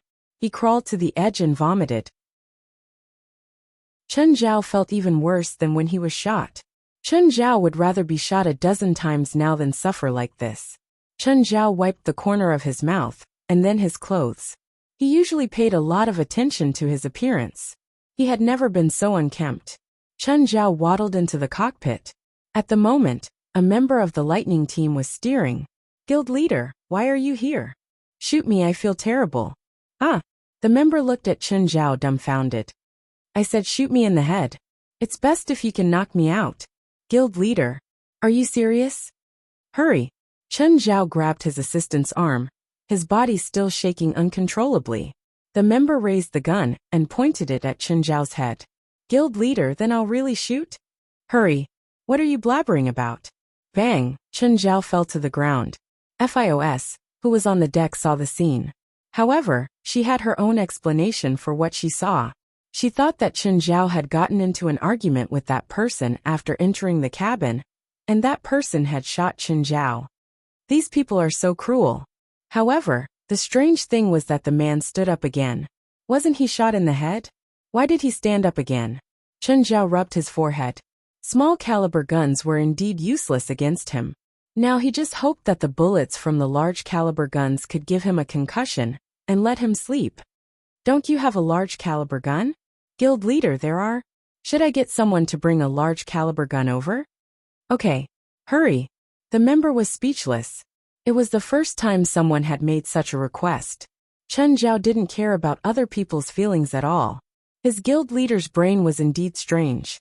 The member took the walkie-talkie and informed his friend. Not long after, another team member arrived. It seemed that this friend had been sleeping before. Guild leader. The member greeted too. Chen Zhao's body was swaying with the boat. Where's the gun? Guild leader. The large caliber gun is a sniper rifle. I haven't assembled it yet. I brought a machine gun. It might be effective. Do you want to try? Sure, I'll try with the machine gun. Guild leader, go outside. Otherwise, if the bullet bounces back, we'll be in trouble. Oh. Chen Zhao took a few steps back and stood at the door. Don't hit your eyes. It hurts. Got it. Thud, thud, thud. Chen Zhao tilted his head back and fell backward. Then he knocked his head on the deck, which was a few meters away. Phew. Looks like it worked. The guild leader fell asleep. Send the guild leader back to his room. FOS looked at the people and dragged the man into the cabin. These people are cold-blooded butchers. FOS felt chills all over her body. When they killed, they didn't hide at all. They did it right in front of her. God bless that poor guy. She hoped that he could rest in peace. The next day the wind and waves didn't calm down. Instead, they got stronger, and the boat undulated even more. When Emily got up, she saw FOS curled up in a corner, wrapped in a sheet. She was shivering all the time. FOS, are you not feeling well? Emily noticed that Fioz's face was pale. FOS raised her head and looked at Emily.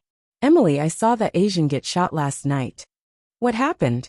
I was on the deck for some fresh air and saw the Asian look uncomfortable. Then he got into an argument with the people in the cockpit. Then they shot him with a machine gun. Chapter 1077. When Chen Zhao stood up, he rubbed his forehead. His seasickness didn't subside, but he felt that it was better after sleeping. When he walked out of the cabin, he saw the opposite door open as well. Emilia and Fiona came out. When Emily saw Chen Zhao, she froze for a moment. Then she turned to FOS. FOS, on the other hand, looked at Chen Zhao in shock. You're not dead? How can you say that? Who are you? Chen Zhao walked out of the cabin by himself. A cold breeze blew over. It was still February, so the temperature at sea was quite low. But to Chen Zhao, it was refreshing. The coolness was just right. It would be even better if it could be lower. Emily and FOS walked out with a lot on their minds. Then they saw Chen Zhao take off his pants. What's he doing? It's so cold. Does he want to freeze to death? FOS asked, blushing. Then they saw Chen Zhao climb up the fence and jump into the sea. Is he crazy? Is he really going to kill himself? How cold was the sea? Plus, the ship was sailing now. It wasn't still. How was he going to get on the ship after jumping? Emily and FOS ran to the edge of the ship. Then they saw that Chen Zhao had already landed at the back and disappeared in the blink of an eye. As for Chen Zhao, he wasn't in a hurry at all. It was fine as long as he could see the ship. He jumped into the sea mainly to clear his head. As expected, he was much more clear-headed after entering the water. The cool seawater stimulated his skin and revived him. He should have gone into the sea earlier. Then he wouldn't have to suffer for so long. Chen Zhao swam to the back of the ship and climbed back in. After returning to the cabin, he changed his clothes and lay down to sleep again. FOS, Erica, what are you doing here? Domingo, Zoran, and Alger walked out of the cabin and saw the two pale-faced men and women on the deck. We just saw that Asian jump into the sea. Jump into the sea? Why did he jump into the sea? He must have killed himself because he couldn't take the torture of being a pirate, Emily said. The three men glanced at each other, their hearts heavy. At this time Lisa came over. Hi, how are you guys? You don't look well. Did you not sleep well last night? It's really hard to sleep on such a bumpy boat, Risa said to herself. No one spoke and just looked at Raisha in silence. Shall we play a game? What game? A survival game. Lisa took out a revolver. Have you heard of the Russian roulette? Everyone's faces froze in an instant. The Russian roulette was not referring to the roulette wheel in the casino, but the roulette wheel for revolvers. Including me, there are exactly 6 people, and there's a bullet inside. Risa opened the cylinder, and everyone saw the bullet inside. Then Risa turned the gun and pulled the trigger on her temple. However, there were no gunshots. Everyone didn't know if they were disappointed or relieved. If it's a single spin, then one person will die every time. That would be too boring. So everyone can spin once. This way we can play longer. Everyone has a 1/6 chance. It won't be like the traditional Russian roulette, where the game ends in one round. Risa said, "Who's next?" No one took the gun. Risa looked at the crowd and asked, "No one took the gun? Then I can only order to throw you into the sea." Domingo grabbed the gun from Risa's hand, but he didn't point it at himself. He was hesitating if he should seize the opportunity to control Riisa and force the pirates to give them the lifeboat. Now is a good chance. Riisa smiled like a demon. Domingo shivered. He didn't know if he was frightened by Riisa's smile or because of the cold wind. In the end, Domingo pointed the gun at his temple, but his hand was shaking. Crack, a free pass? Domingo cried with joy. It was good to be alive. Okay, next one, pass to the left, Riisa said. Riisa's fighting ability had been fully awakened. Her smile was full of evil and excitement. On Domingo's left was Orpheus. Holding the revolver with trembling hands, Orpheus pointed it at Riisa with both hands. Do you dare to shoot? Riisa smiled at Orpheus. Orpheus' body suddenly stopped trembling, and his eyes became fierce. She didn't want to stay in this damn place anymore. Even if she died at sea, it would be better than staying with this little demon. Get on the boat now, right now, or I'll shoot. No one had thought that Domingo wouldn't dare to do this. Orpheus, a rich girl, actually dared to do it. Hurry up, do you hear me? Orpheus looked in other directions, wanting to attract other people's attention. There were people around, but no one paid attention to her. No one seemed to care about what was happening here. And no one cared that Riisa was being held at gunpoint. Why do you think they'll compromise with you just because you took me hostage? Aren't you one of them? Riisa's smile gradually faded, and a tear streaked down her face. Not long ago, I played this game with my companions, and in the end, I was the only one who survived. Everyone froze and looked at Riisa in astonishment. Do you think I really like playing this game with you? Riisa choked and said, I just want to be free as soon as possible. I don't want to play anymore. I want to die. My parents, my family, and my best friend died at gunpoint like this. All you see is me forcing you to play the game. But do you think I really want to play with you? Only then did everyone realize that this girl was a victim like them. No wonder no one cared whether this girl was taken hostage or not. And no one cared whether she lived or died. She was lucky but also unfortunate. Every time they gather 6 people, they will start playing this game until the last person survives, and then wait for the next time to gather 6 people. Not far away, those who heard Riisa's words all rolled their eyes. Is this girl a drama queen? It's so boring on the boat that she actually came up with this method to play. I hope these young people won't be ruined by her. Chapter 1078. Poor child, FIOS said softly. However, the next moment, a gunshot pulled everyone back to reality. Lisa fell to the ground. Everyone stared at FIOS in astonishment. FIOS, what are you doing? You killed a child. Emily screamed. A genius girl who passed the Mensa test and was invited to many famous universities at the age of 12. She's an orphan, FIOS said. She said that her parents were killed on the ship. Obviously she lied, said FOS. But she's just a child. She's a demon, FOS said. Just then Lisa stood up again. Fiona wasn't surprised at all. FOS Leon passed the Mensa test at the age of 10. Among the geniuses in the past 10 years, she's second only to me, Lisa said with a smile. FIOS looked at Risa. How did you become a pirate? Looks like you're not as smart as I thought, Lisa said with a smile. Just then, a white line appeared in front of them. Then the conqueror let out a loud whistle. A huge wave is coming. Everyone get ready. Lisa turned around and looked at the incoming wave. Such a huge wave. It's at least 15 meters high. No, it's 18 meters. FIOS looked at the wave and said in a competitive tone. Looks like you're not as good as I thought. Bang! The wave was already crashing toward them. First, Zoran was thrown out of the deck by the wave.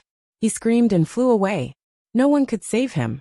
In the face of the force of nature, the power of humans seemed so insignificant. The others only survived because they held onto the railings tightly. The conqueror was also thrown off course by the wave. FIOS found that Lisa was able to resist the impact of the huge wave without holding onto any handrails. Suddenly, a huge black pillar appeared in front of them. The black pillar stretched across the sky and covered everything in front of it. That thing had a very awesome name, the Eye of the Storm. The only way to see the Eye of the Storm was to observe it from near-Earth weather satellites. From the outside, they could only see a black pillar. Damn it, We can't go any closer, Fios yelled. Domingo, get into the cabin. Even without Fios's reminder, they knew that this was not a good place to stay. When Fios was about to enter the cabin, she suddenly saw something in front of her. There seemed to be a ship in the direction of the eye of the storm. Not just one but many. However, those ships did not look like modern ships. They were hung with messy old sails, and their bodies were made of rotten wood. They were not sailing on the surface of the sea. Instead, they were riding on huge waves. That feeling was just like the legendary ghost ship. What is that? Ghost ship. Ghost ship. Prepare for battle. Someone on the ship shouted. Fios heard gunshots and bombs exploding. However, this was only the beginning. Soon, an even more intense impact followed. Bang! A ghost ship slammed into the Conqueror, causing it to tilt to the side. Then another Spectre ship crashed into it. The Conqueror completely covered the surface of the sea. Abandoned ship, abandoned ship. All Fios could hear was chaos and noise. Then she was thrown out of the ship. Cold chaos and darkness spread all over Fios's body. Suddenly, Fios felt a hand grab her. Fios opened her eyes and saw that Risa was holding her hand in the sea. For some reason, Fios felt a surge of warmth, which kept her from freezing in the sea. Fios was trying her best to swing her arms, but the waves were too strong for her to do much. All she could do was drift. Just then, Fios saw another ship, a luxurious yacht. However, the yacht was heading toward the center of the storm. Ava the Black Witch was on the yacht. Adam had witnessed all of this. He knew how powerful his mother was. However, this was also the first time he saw his mother summon 6 ghost ships. The Conqueror was torn apart and capsized. What a terrifying power. Adam, I've avenged you. Are you satisfied now? Of course, Mother. Adam's smile was a bit forced. But Helly's also. Her? Don't worry, she won't die. After all, she's my daughter, my most outstanding and perfect work. How can she die here so easily? Ava said calmly. Let's go. Nasamara is right in front of us. I don't want to miss the approach of Agama, which happens once every 159 years. After all, I don't have a third 159 years. Adam's heart skipped a beat. He looked up at Ava. Mother. You. Ava turned to look at Adam with a smile. Is it strange? I'm 360 years old. You. How? Do you want to ask me how I can live so long? Adam lowered his head. Of course he wanted to know. Living for 360 years. This was an unimaginable lifespan. There are many ways to live for 360 years. For example, the method I use is to constantly change body parts and internal organs. Except for the brain, I have changed many things. This is the benefit of alchemy. Of course, the risk of changing the head is too great. I have only changed it twice, and each time the success rate was less than 10%. But I was very lucky and succeeded both times. Then can I learn? You don't need it right now, and you're not strong enough. Ava gently pinched Adam's chin. In the past 3 centuries, I have been constantly pursuing ways to extend my lifespan. I think Nasamara Island will give me the final answer. Mother, what exactly is on Nasamara Island? I don't know either. My ancestors' ambitions were even greater than mine. I don't know what they wanted to do at that time. An excited look appeared on Ava's face. But, just thinking about slaughtering tens of thousands of people for that plan, I feel my blood boiling. That must be a plan that shocked me. And I can hear that voice in my bloodline, telling me to take over and perfect that plan. Mother, there aren't that many people for you to slaughter now. Adam's voice was trembling. Even he was afraid of his mother's terrifying and dark heart. If it was before World War II, tens of thousands, or even hundreds of thousands of people dying would not be news. But this was a civilized society. Chapter 1079. There's an island up ahead. Swim faster if you don't want to die. Risa's voice echoed in Orpheus's ears. Fiona had been conscious the whole time. Looking from afar, there was indeed an island up ahead. However, the island seemed to be at the center of the storm. She knew very well that if she passed out, Risa would definitely leave her behind. She didn't know why, But she felt that Risa was completely unafraid of the wind and waves, not even the cold. Every time a wave hit, Ephios felt like she was sinking into the deep sea. But Risa would pull her out of the sea every time. When she resurfaced, she suddenly found that the wind and waves had calmed down. Even the sunlight became bright. She felt a surge of warmth in her heart. She was only a few hundred meters away from the island. Compared to the wind and waves just now, a few hundred meters didn't seem to be a problem anymore. Ephios swam as hard as she could and finally reached the shore.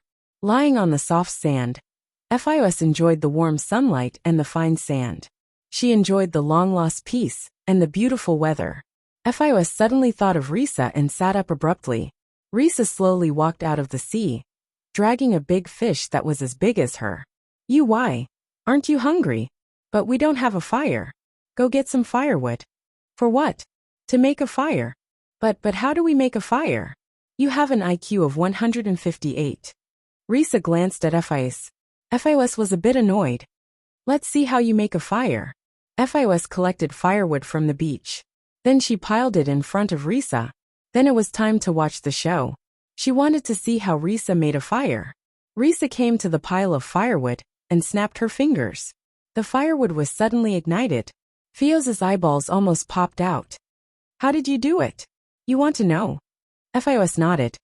I'm not telling you. Risa grilled the fish proudly. Ephios noticed that Risa wasn't sad about the shipwreck at all. Aren't you worried about your situation at all? Why should I?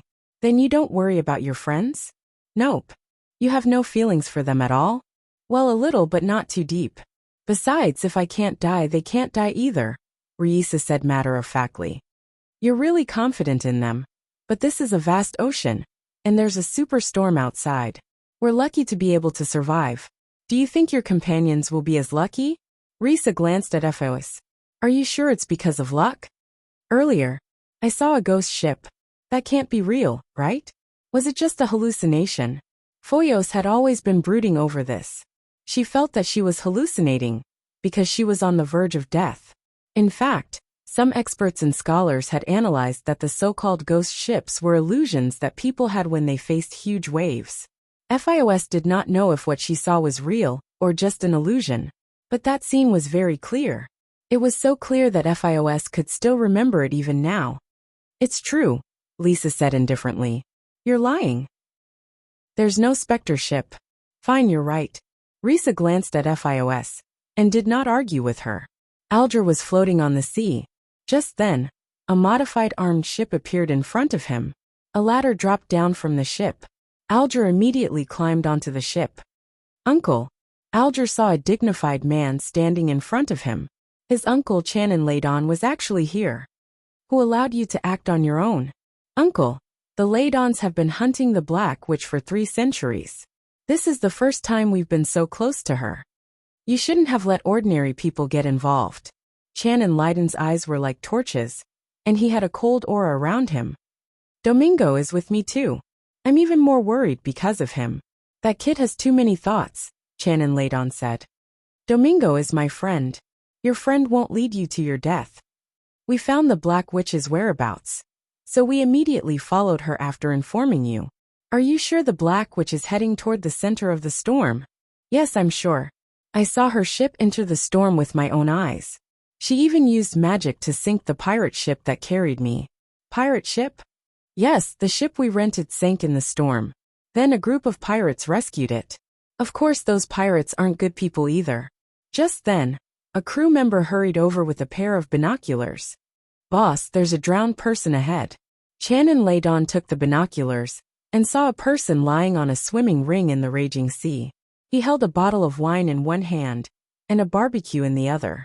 Channon Laidon put down the binoculars and rubbed his eyes. Then he looked again. Yes, that person was actually enjoying good food and wine in the storm. Is there an Asian on that pirate ship? Channon Laidon asked. Alger froze for a moment before nodding. There is one. But that Asian doesn't seem to be a pirate. He's also someone who got into trouble and committed suicide by jumping into the sea. Channon Laidon handed the binoculars to Alger. Is it that man? Yes, it's that man. Pull that person up, Channon Laidon said. A moment later, Chen Zhao was pulled up. You are. Chen Zhao really didn't have much of an impression of Alger. Alger had seen Chen Zhao a few times on The Conqueror. However, Chen Zhao was in a daze every time and didn't notice Alger at all. Don't you recognize me? Alger asked, looking at Chen Zhao. Chen Zhao combed his hair and then poured the water out of his ears. Can I wash up? I need to change my clothes now, Chen Zhao said. After soaking in the sea for a long time, the seawater had salted after coming ashore. It felt very uncomfortable on his skin. If you want to wash and change your clothes, that's fine. I can even provide you with food, but you have to answer my question first. No comment. Chen Zhao didn't even know who Alger was. Chanin Laidon stood at the side silently. He frowned and kept staring at Chen Zhao. This man was too calm, both at sea and on the ship. Chapter 1080.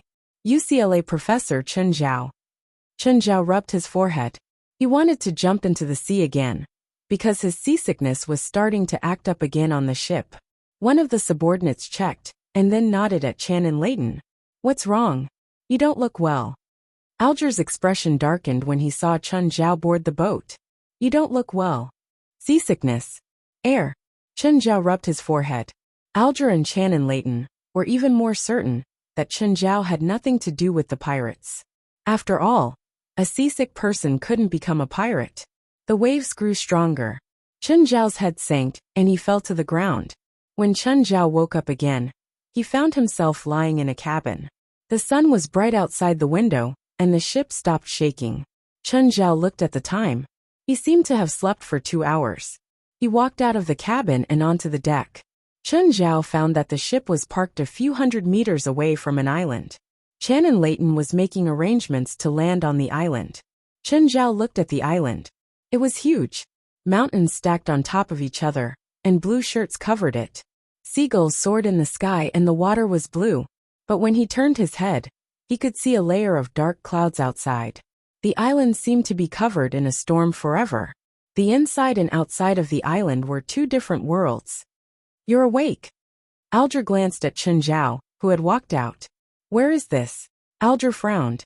This man didn't seem to be grateful at all for saving him. You better stay on the ship. This island isn't a place you should set foot on. Judging from their tone, this might be the Nasamara Island he was looking for.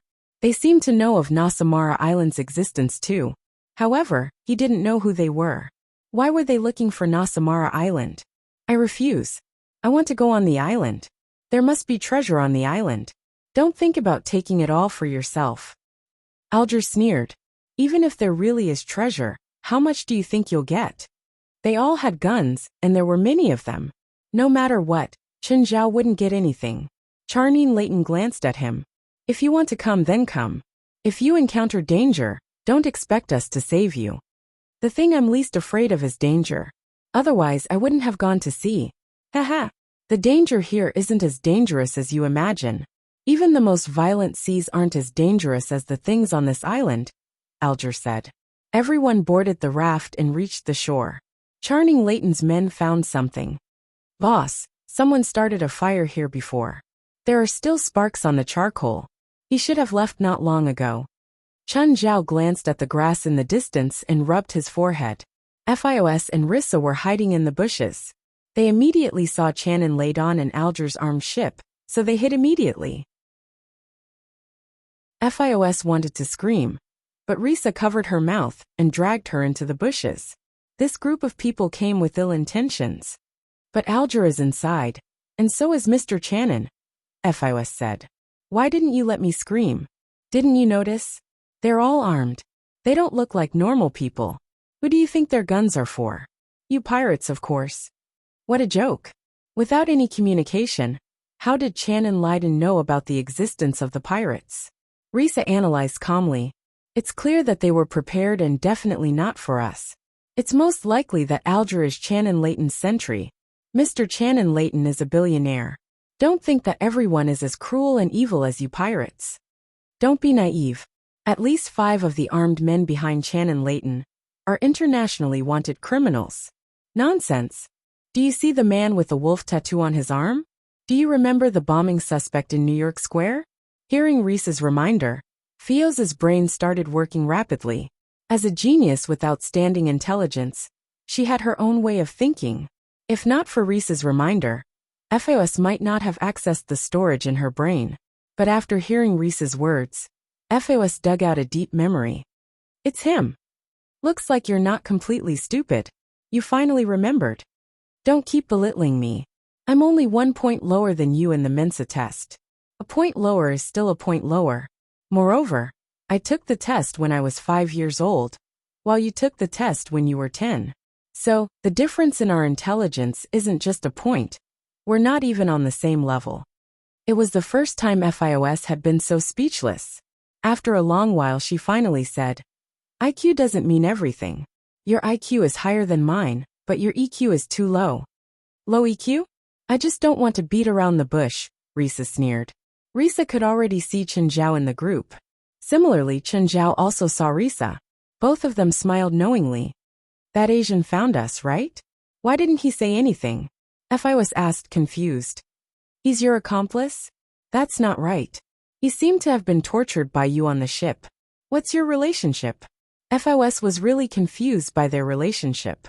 If they were companions, why would the pirates shoot him with guns? Moreover, after he was killed, he appeared in front of him alive the next day. Also, didn't he jump off the ship to commit suicide? Why didn't he die? All kinds of questions rose in her mind. Only when Charnine Layton and Alger left with the group did the two let out sighs of relief. Not long after they left, Fios was about to come out. Risa stopped her. Don't go out. Why? Risa pointed at the sea. 2 more ships are coming. Your old friends are in them too. My old friends. Fios soon understood what Risa meant. It was none other than Zoran and Emily who had landed. Behind them were dozens of fully armed people. Zoran and Emily were also fully armed. What's going on? Foyos realized that her friend looked so unfamiliar. A moment ago, they were playing the role of the victim, but now they were people with different thoughts. Looks like it's more complicated than I thought, Risa mumbled.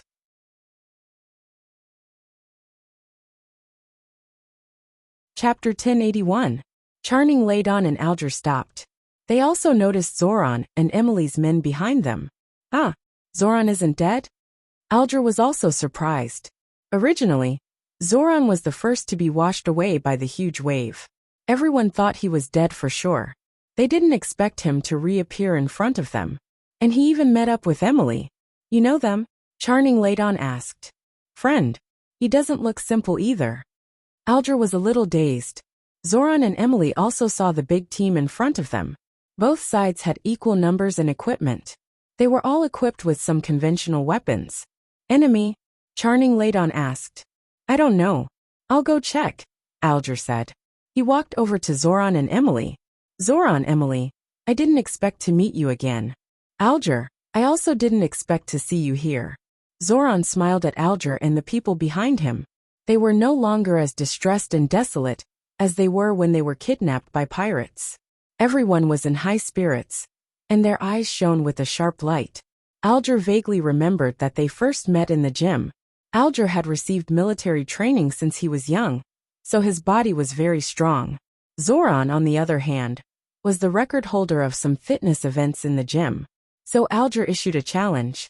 After a while, the two got to know each other. Then, Zoran brought Alger to meet his girlfriend Emily. You approached me on purpose? Zoran asked. No, before this, I didn't know your identity at all. Of course, I don't know now either. Who are you? Then who are you? Neither side was willing to say a word more about their identities. They weren't sure if they were enemies or not. Alger's eyes shone as he looked at Zoran and Emily. After a while, Alger said tentatively, Ava? Zoran and Emily suddenly reacted. At the same time, the people behind them raised their guns and pointed at Alger. Because of this name, both sides were at daggers drawn. Are you the Black Witch's men? Alger asked. No, we're hunters, Zoran and Emily said. We are hunters too, Alger said. That's impossible. How could I not know? Since ancient times, only our Altheo family is the enemy of the Sansiko family. You're not the pursuer, Zoran said righteously. Ancient times? Our family has been pursuing the Black Witch Ava for 300 years. Alger said. Is this considered ancient? What family are you from? Leighton family. Our family used to be the leader of the Revival Society, but it was destroyed because of the Black Witch. Since then, we've been chasing after the Black Witch, but we haven't succeeded for 300 years. That's right. So that's how it is. It seems we can be considered allies, Zoran said with a smile. However, be it him or Emily, or Alger's side, they were still wary of each other. They did not lower the guns in their hands. Alger said, What's up with the Sansiko family you mentioned? And the Athulus? Do you know where this island is? Alger shook his head. I don't know. This is the hometown of the Athulus and Sansiko families, Nasamara Island, a civilization that has been destroyed. Once our two families were the rulers of Nasamara's civilization. We worked together to rule and manage Nasamara, Zoran said. However, the Sansiko clan carried out an evil plan. They destroyed Nasamara with their own hands and killed countless people. Since then, the Altheo clan has been pursuing the descendants of the Sansiko clan for generations, swearing to exterminate them. According to what Zoran said, they were not enemies but allies. At least they had the same goal, to kill the Black Witch. Of course, this did not mean they trusted each other. To put it bluntly, their current conversation was only a one-sided story. Then why did the Black Witch come here? I don't know, Zoran said. Maybe it's the Sansiko family's evil plan. The Sansiko family only has the Black Witch and her children left. As long as we kill them, our mission will be over. As for their evil plans, I don't care. I think we need to cooperate sincerely, so I don't want to hide anything. I didn't hide anything, Zoran said seriously. But what about you, Domingo and Fios? Are they in cahoots with you? Domingo is from another hunter family. He's in cahoots with our Leighton family. Fios isn't. She's just an ordinary girl. Then she is now. She should have died at sea, Alger said. After all, you saw the situation back then. Under such circumstances, even if I wanted to save her, there was nothing I could do. What a pity. She's a good girl. So now what do we do? Shall we go together? Alger asked tentatively. If you're willing, we can cooperate with you. Of course, this is only temporary. If you're not willing, we'll split up. We're facing the Black Witch, so I don't think there's anything wrong with working together. At least, we have a higher chance of winning, right? Alger said. Then who will lead who? If there's any disagreement, we can discuss it. If not, we'll go our separate ways. Okay, I agree, Zoran said. He turned to Emily. What do you think? I think it's acceptable too. Okay, it's settled then. Zoran and Emily suddenly realized that Chun Zhao was also in Alger's team. Why is he here? We saved him at sea. Can he be trusted? I don't know, Alger said casually. Alger casually said, If I discover anything wrong or suspicious about him, I won't hesitate to give him a bullet. Chun Zhao glanced at both sides. He heard everything they said, but he didn't care. He also wanted to see if these two hunter families could really kill the Black Witch. If they could, it would save him a lot of trouble. However, he didn't know how his subordinates were doing. Of course, he wasn't worried that they would die at sea. They could all deal with the storm in a short period of time.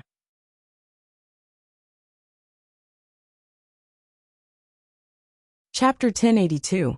Wes was wearing a life jacket and hugging a lifebuoy. He let the waves hit him. He wasn't in a hurry to find a way out. With his stamina, he couldn't swim anywhere no matter how hard he struggled. So he waited for help with peace of mind. Soon, a few figures appeared on the surface of the sea. Hi. West raised his arm unhurriedly and waved. Amon carried a dozen people to West's side. Amon's body was 70 meters long, so his back was very wide. It was enough for the people of the association to sleep on. After West climbed up, Alice looked at him and said, Mr. West, why did you all act the same when I found you? Didn't you think about saving yourselves at all? Kaz turned his head.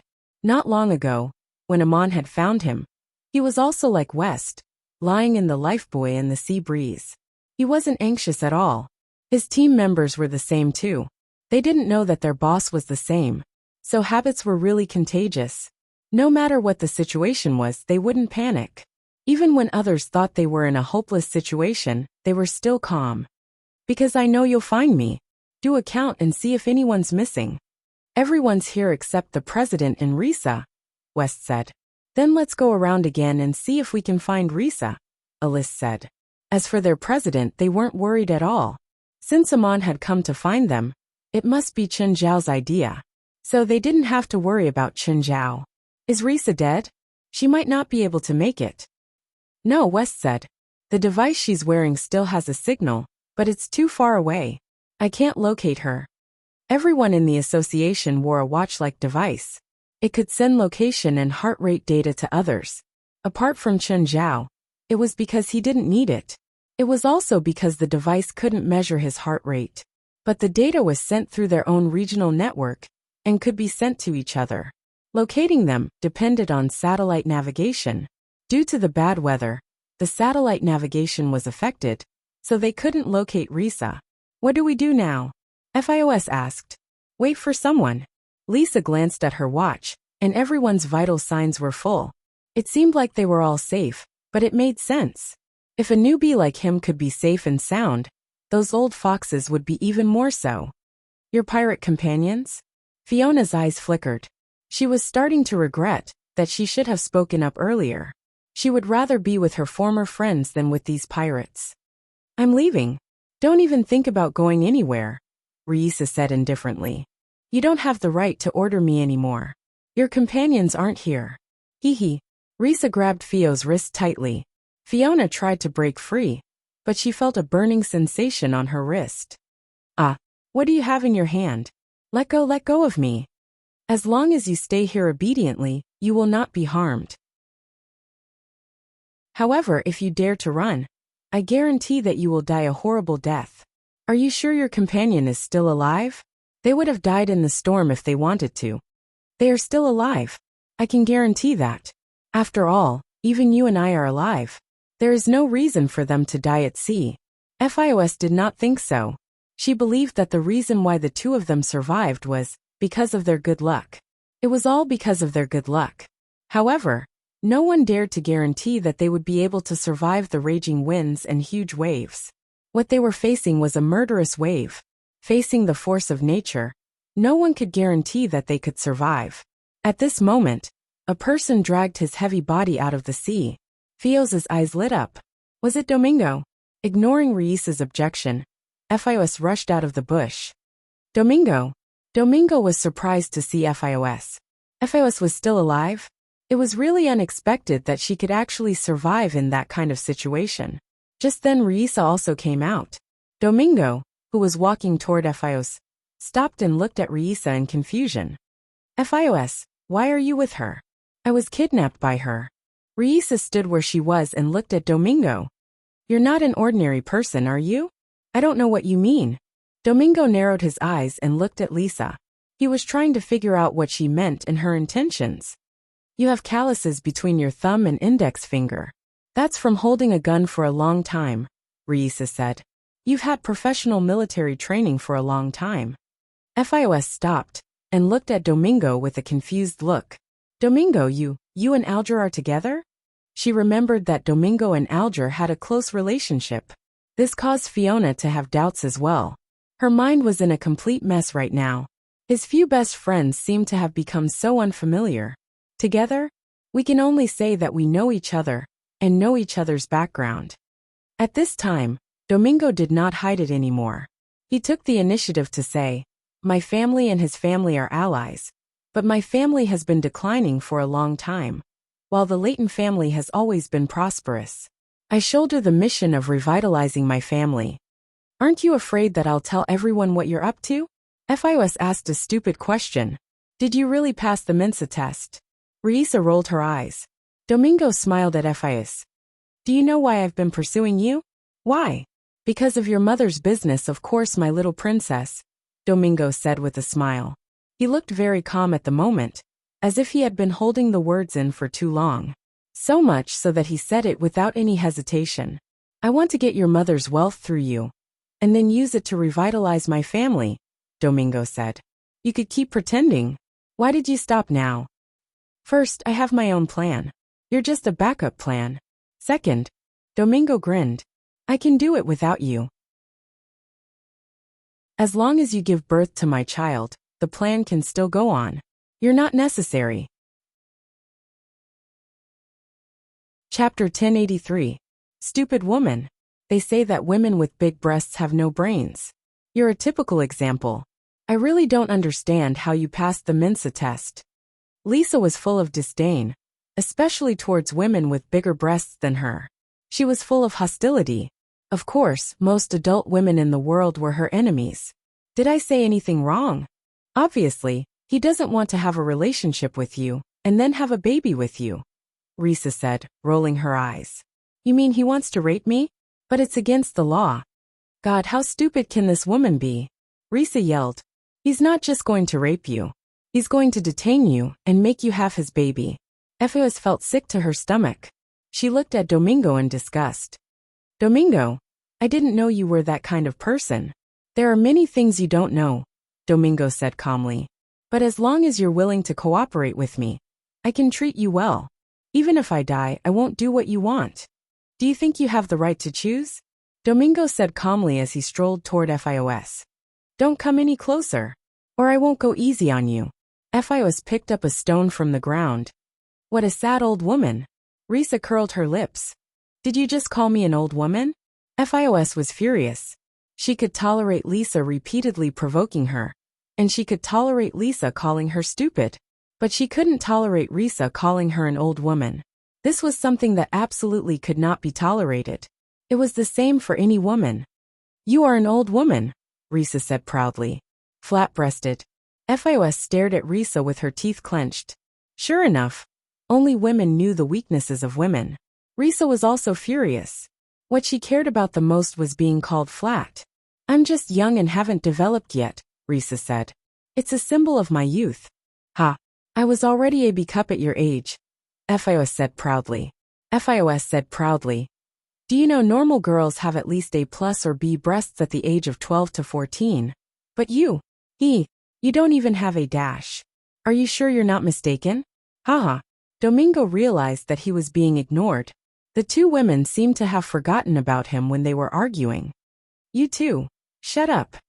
Risa and Fios yelled at the same time. You're such an old woman. You flat-chested woman, whose breasts will never develop. You two shut up. Domingo was enraged. He also hated being ignored. He had never been a low-key person. He hoped that others would always take him as the center of attention. He wanted to be the focus of everyone. Whether it was good or bad, he didn't like being ignored. I'll kill whoever dares to ignore me. Domingo gritted his teeth as he glared at the two women. Risa turned to look at Domingo. You're just one person and we're two. Is this enough? Domingo took out a pistol from his back. Fios looked at Domingo in fear. Do you have enough bullets? Lisa laughed. There are only two of you. Are you sure there are only two? Don't you want to look back? Haha. Don't play tricks like that in front of me. Domingo obviously didn't believe Risa's words. In his opinion, Risa's idea was very childish and ridiculous. However, Domingo noticed that Fios's expression began to change.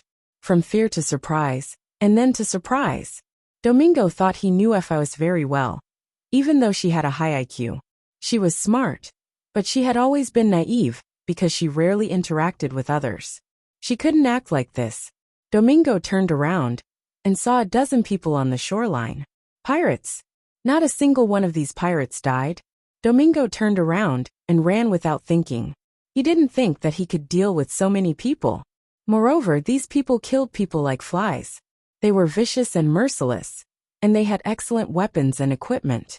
Domingo dove into the bushes and disappeared. Domingo felt bitter. The Leighton family could easily gather dozens of people, but he was alone. But he could only be a loner, and he had to do everything by himself.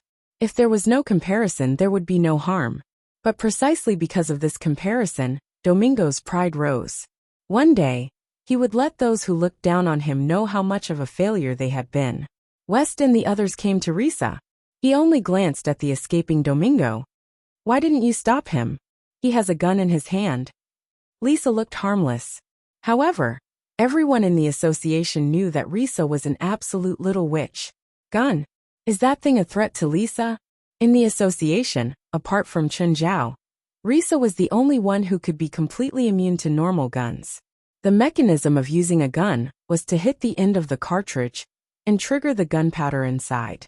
Then, the gunpowder would expand and turn into potential energy to propel the bullet. However, Risa could directly absorb the heat from the gun. Therefore, the gun was less threatening to her than a slingshot. Where's the president? West asked. He thought that Chen Zhao was with Risa. He's in a group of people, Risa said in a low voice and told him what had happened. FIOS stood not far away, watching these people anxiously. To be honest, she wanted to escape too, but she was afraid that if she escaped, she would encounter FIOS on the island. For a moment, FIOS found that she had nowhere to go and nowhere to run. It was as if everyone had become untrustworthy, and everyone had become repulsive. What were those pirates discussing? They must be discussing some shady business. Among the 5, Risa said, this woman is the only normal person. The other 4 are either unidentified or have other motives. The situation seems a bit complicated, West said. Those people should be hunters, Helios interrupted. Hunters? Everyone looked at Helios in surprise. When I first met my mother, she mentioned that we had to be careful of a family called the Auyuri. This Auyuri family is also a noble family in Nasamara. They've always been enemies with our family and the Auyuri family, and they have a way to distinguish between people with our family's blood. So are they enemies or allies? Enemies, Helios said. Chapter 1084. I can feel that woman's scent lingering in the air in that direction, Helios said. I think we should contact the president first, West said. From the previous situation, Helios' mother was a black witch. She could summon 10 ghost ships. This was obvious. At least, none of them were confident that they could deal with her. If they encountered a black witch after being separated from Chen Zhao, they would be in a very passive situation. So they had to find Chen Zhao first. Which direction did the president go? West asked. That direction, Lisa said. It's the same direction as Helios' mother. In other words, they're right behind her. We'll go in that direction too. Ah! Someone in the team suddenly screamed. The team tensed up and turned to look at the person.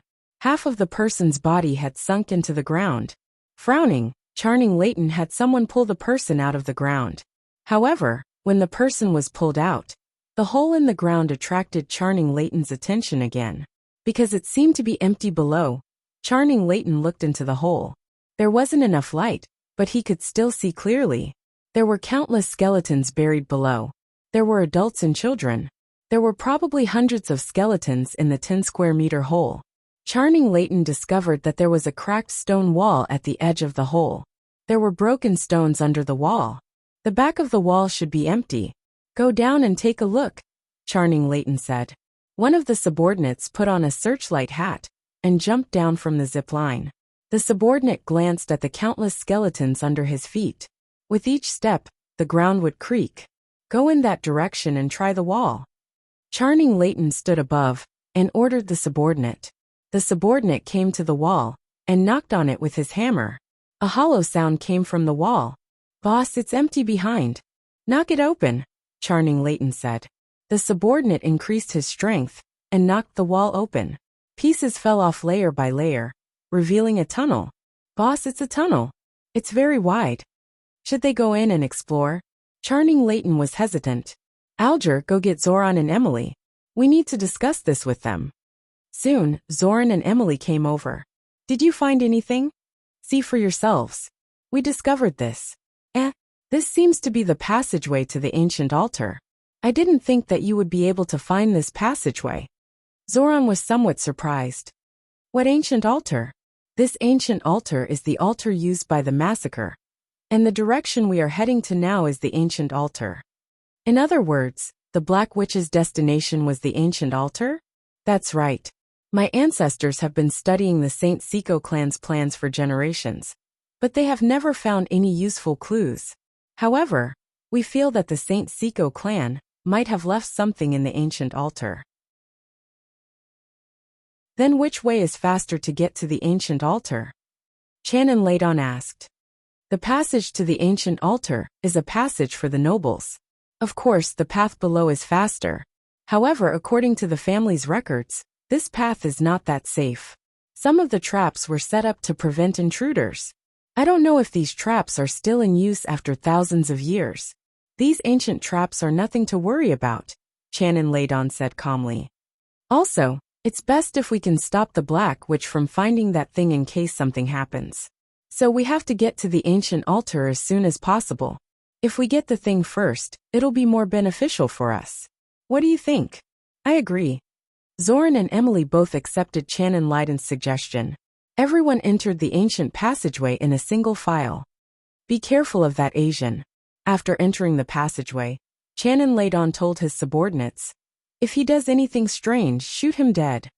There was some distance between them, but Chen Zhao could still hear their conversation. However, Chen Zhao could not be bothered with them. Who are these skeletons? Alger asked. Probably civilians who hid here during the massacre. They didn't dare to enter the passageway, so they squeezed in here. No, they were killed, Chen Zhao interrupted. There's only so much space. Even a few hundred people can't hide here. Unless they were all killed and dumped here. Zoran glanced at Chen Zhao and did not say anything else. Just then intense gunshots came from the front. Alger, Zoran, and Emily immediately sped up to the front of the group. Uncle, what's wrong? Chanin Ladon frowned, a serious expression on his face. In the passageway not far away, there was a corpse. The corpse was rather strange. They could not tell what kind of creature it was. It had no head, tail, or front or back. There were only 4 symmetrical limbs with symmetrical claws. It was not big, perhaps the size of an orange cat. After being shot, its limbs were spread out on the ground. Its body seemed very light. What is this? Alger asked, confused. Dark minions, monsters created by the Black Witch. According to my family's records, the Black Witch can summon thousands of dark minions. They don't need to eat anything, and are completely obedient to the Black Witch. They can fight on land or in the water. They can climb onto walls or treetops and hide in the dark, then ambush when the enemy is unprepared. 1 or 2 dark minions might not be much of a threat, but if there's a large number of them, even an army will be crushed, Zoran said. What a disgusting magical creature. Alger kicked the dark minion's corpse on the ground. Chen Zhao walked up and picked up the dark minions, looking left and right. The dark minions they spoke of were also called headless in hell. They were a rather delicious food. They could eat, but their mouths were underneath their bodies like octopuses. However, these things could not be cooked in normal ways. As for how to cook them, Chen Zhao had to contact the handsome guy when he was free and ask how to cook them. Can you give this to me? What are you going to do with it? Alger asked, frowning. Eat, Chen Zhao said matter-of-factly. Everyone looked at Chen Zhao with a strange expression. This guy must have gone crazy from hunger. He dares to eat something like this? Isn't he afraid of dying from eating it? Chapter 1085. Alger, keep an eye on him, Chanin Ladon said. He didn't panic at all when he saw the dark minions. It doesn't look like it's his first time seeing magic creatures. Uncle, you suspect that he's with the Black Witch? That's possible, Chanin Ladon said. Chanin Ladon said. You said that he jumped off the ship before the Black Witch attacked the pirate ship. I don't think he did it to commit suicide, but to avoid the Black Witch's attack. Maybe he led the Black Witch to attack. Alger felt that Chanin Ladon's explanation made sense. Take this and get close to him. Chanin Ladon gave Alger a ring. There was a spirit stone embedded on it. If he's a spiritualist, the stone on the ring will light up. Okay, got it. It wasn't Alger's first time using the ring to test someone, so he was familiar with it. Alger pretended that nothing had happened, and casually walked to Chen Zhao's side. He hid his hands in his pants pockets.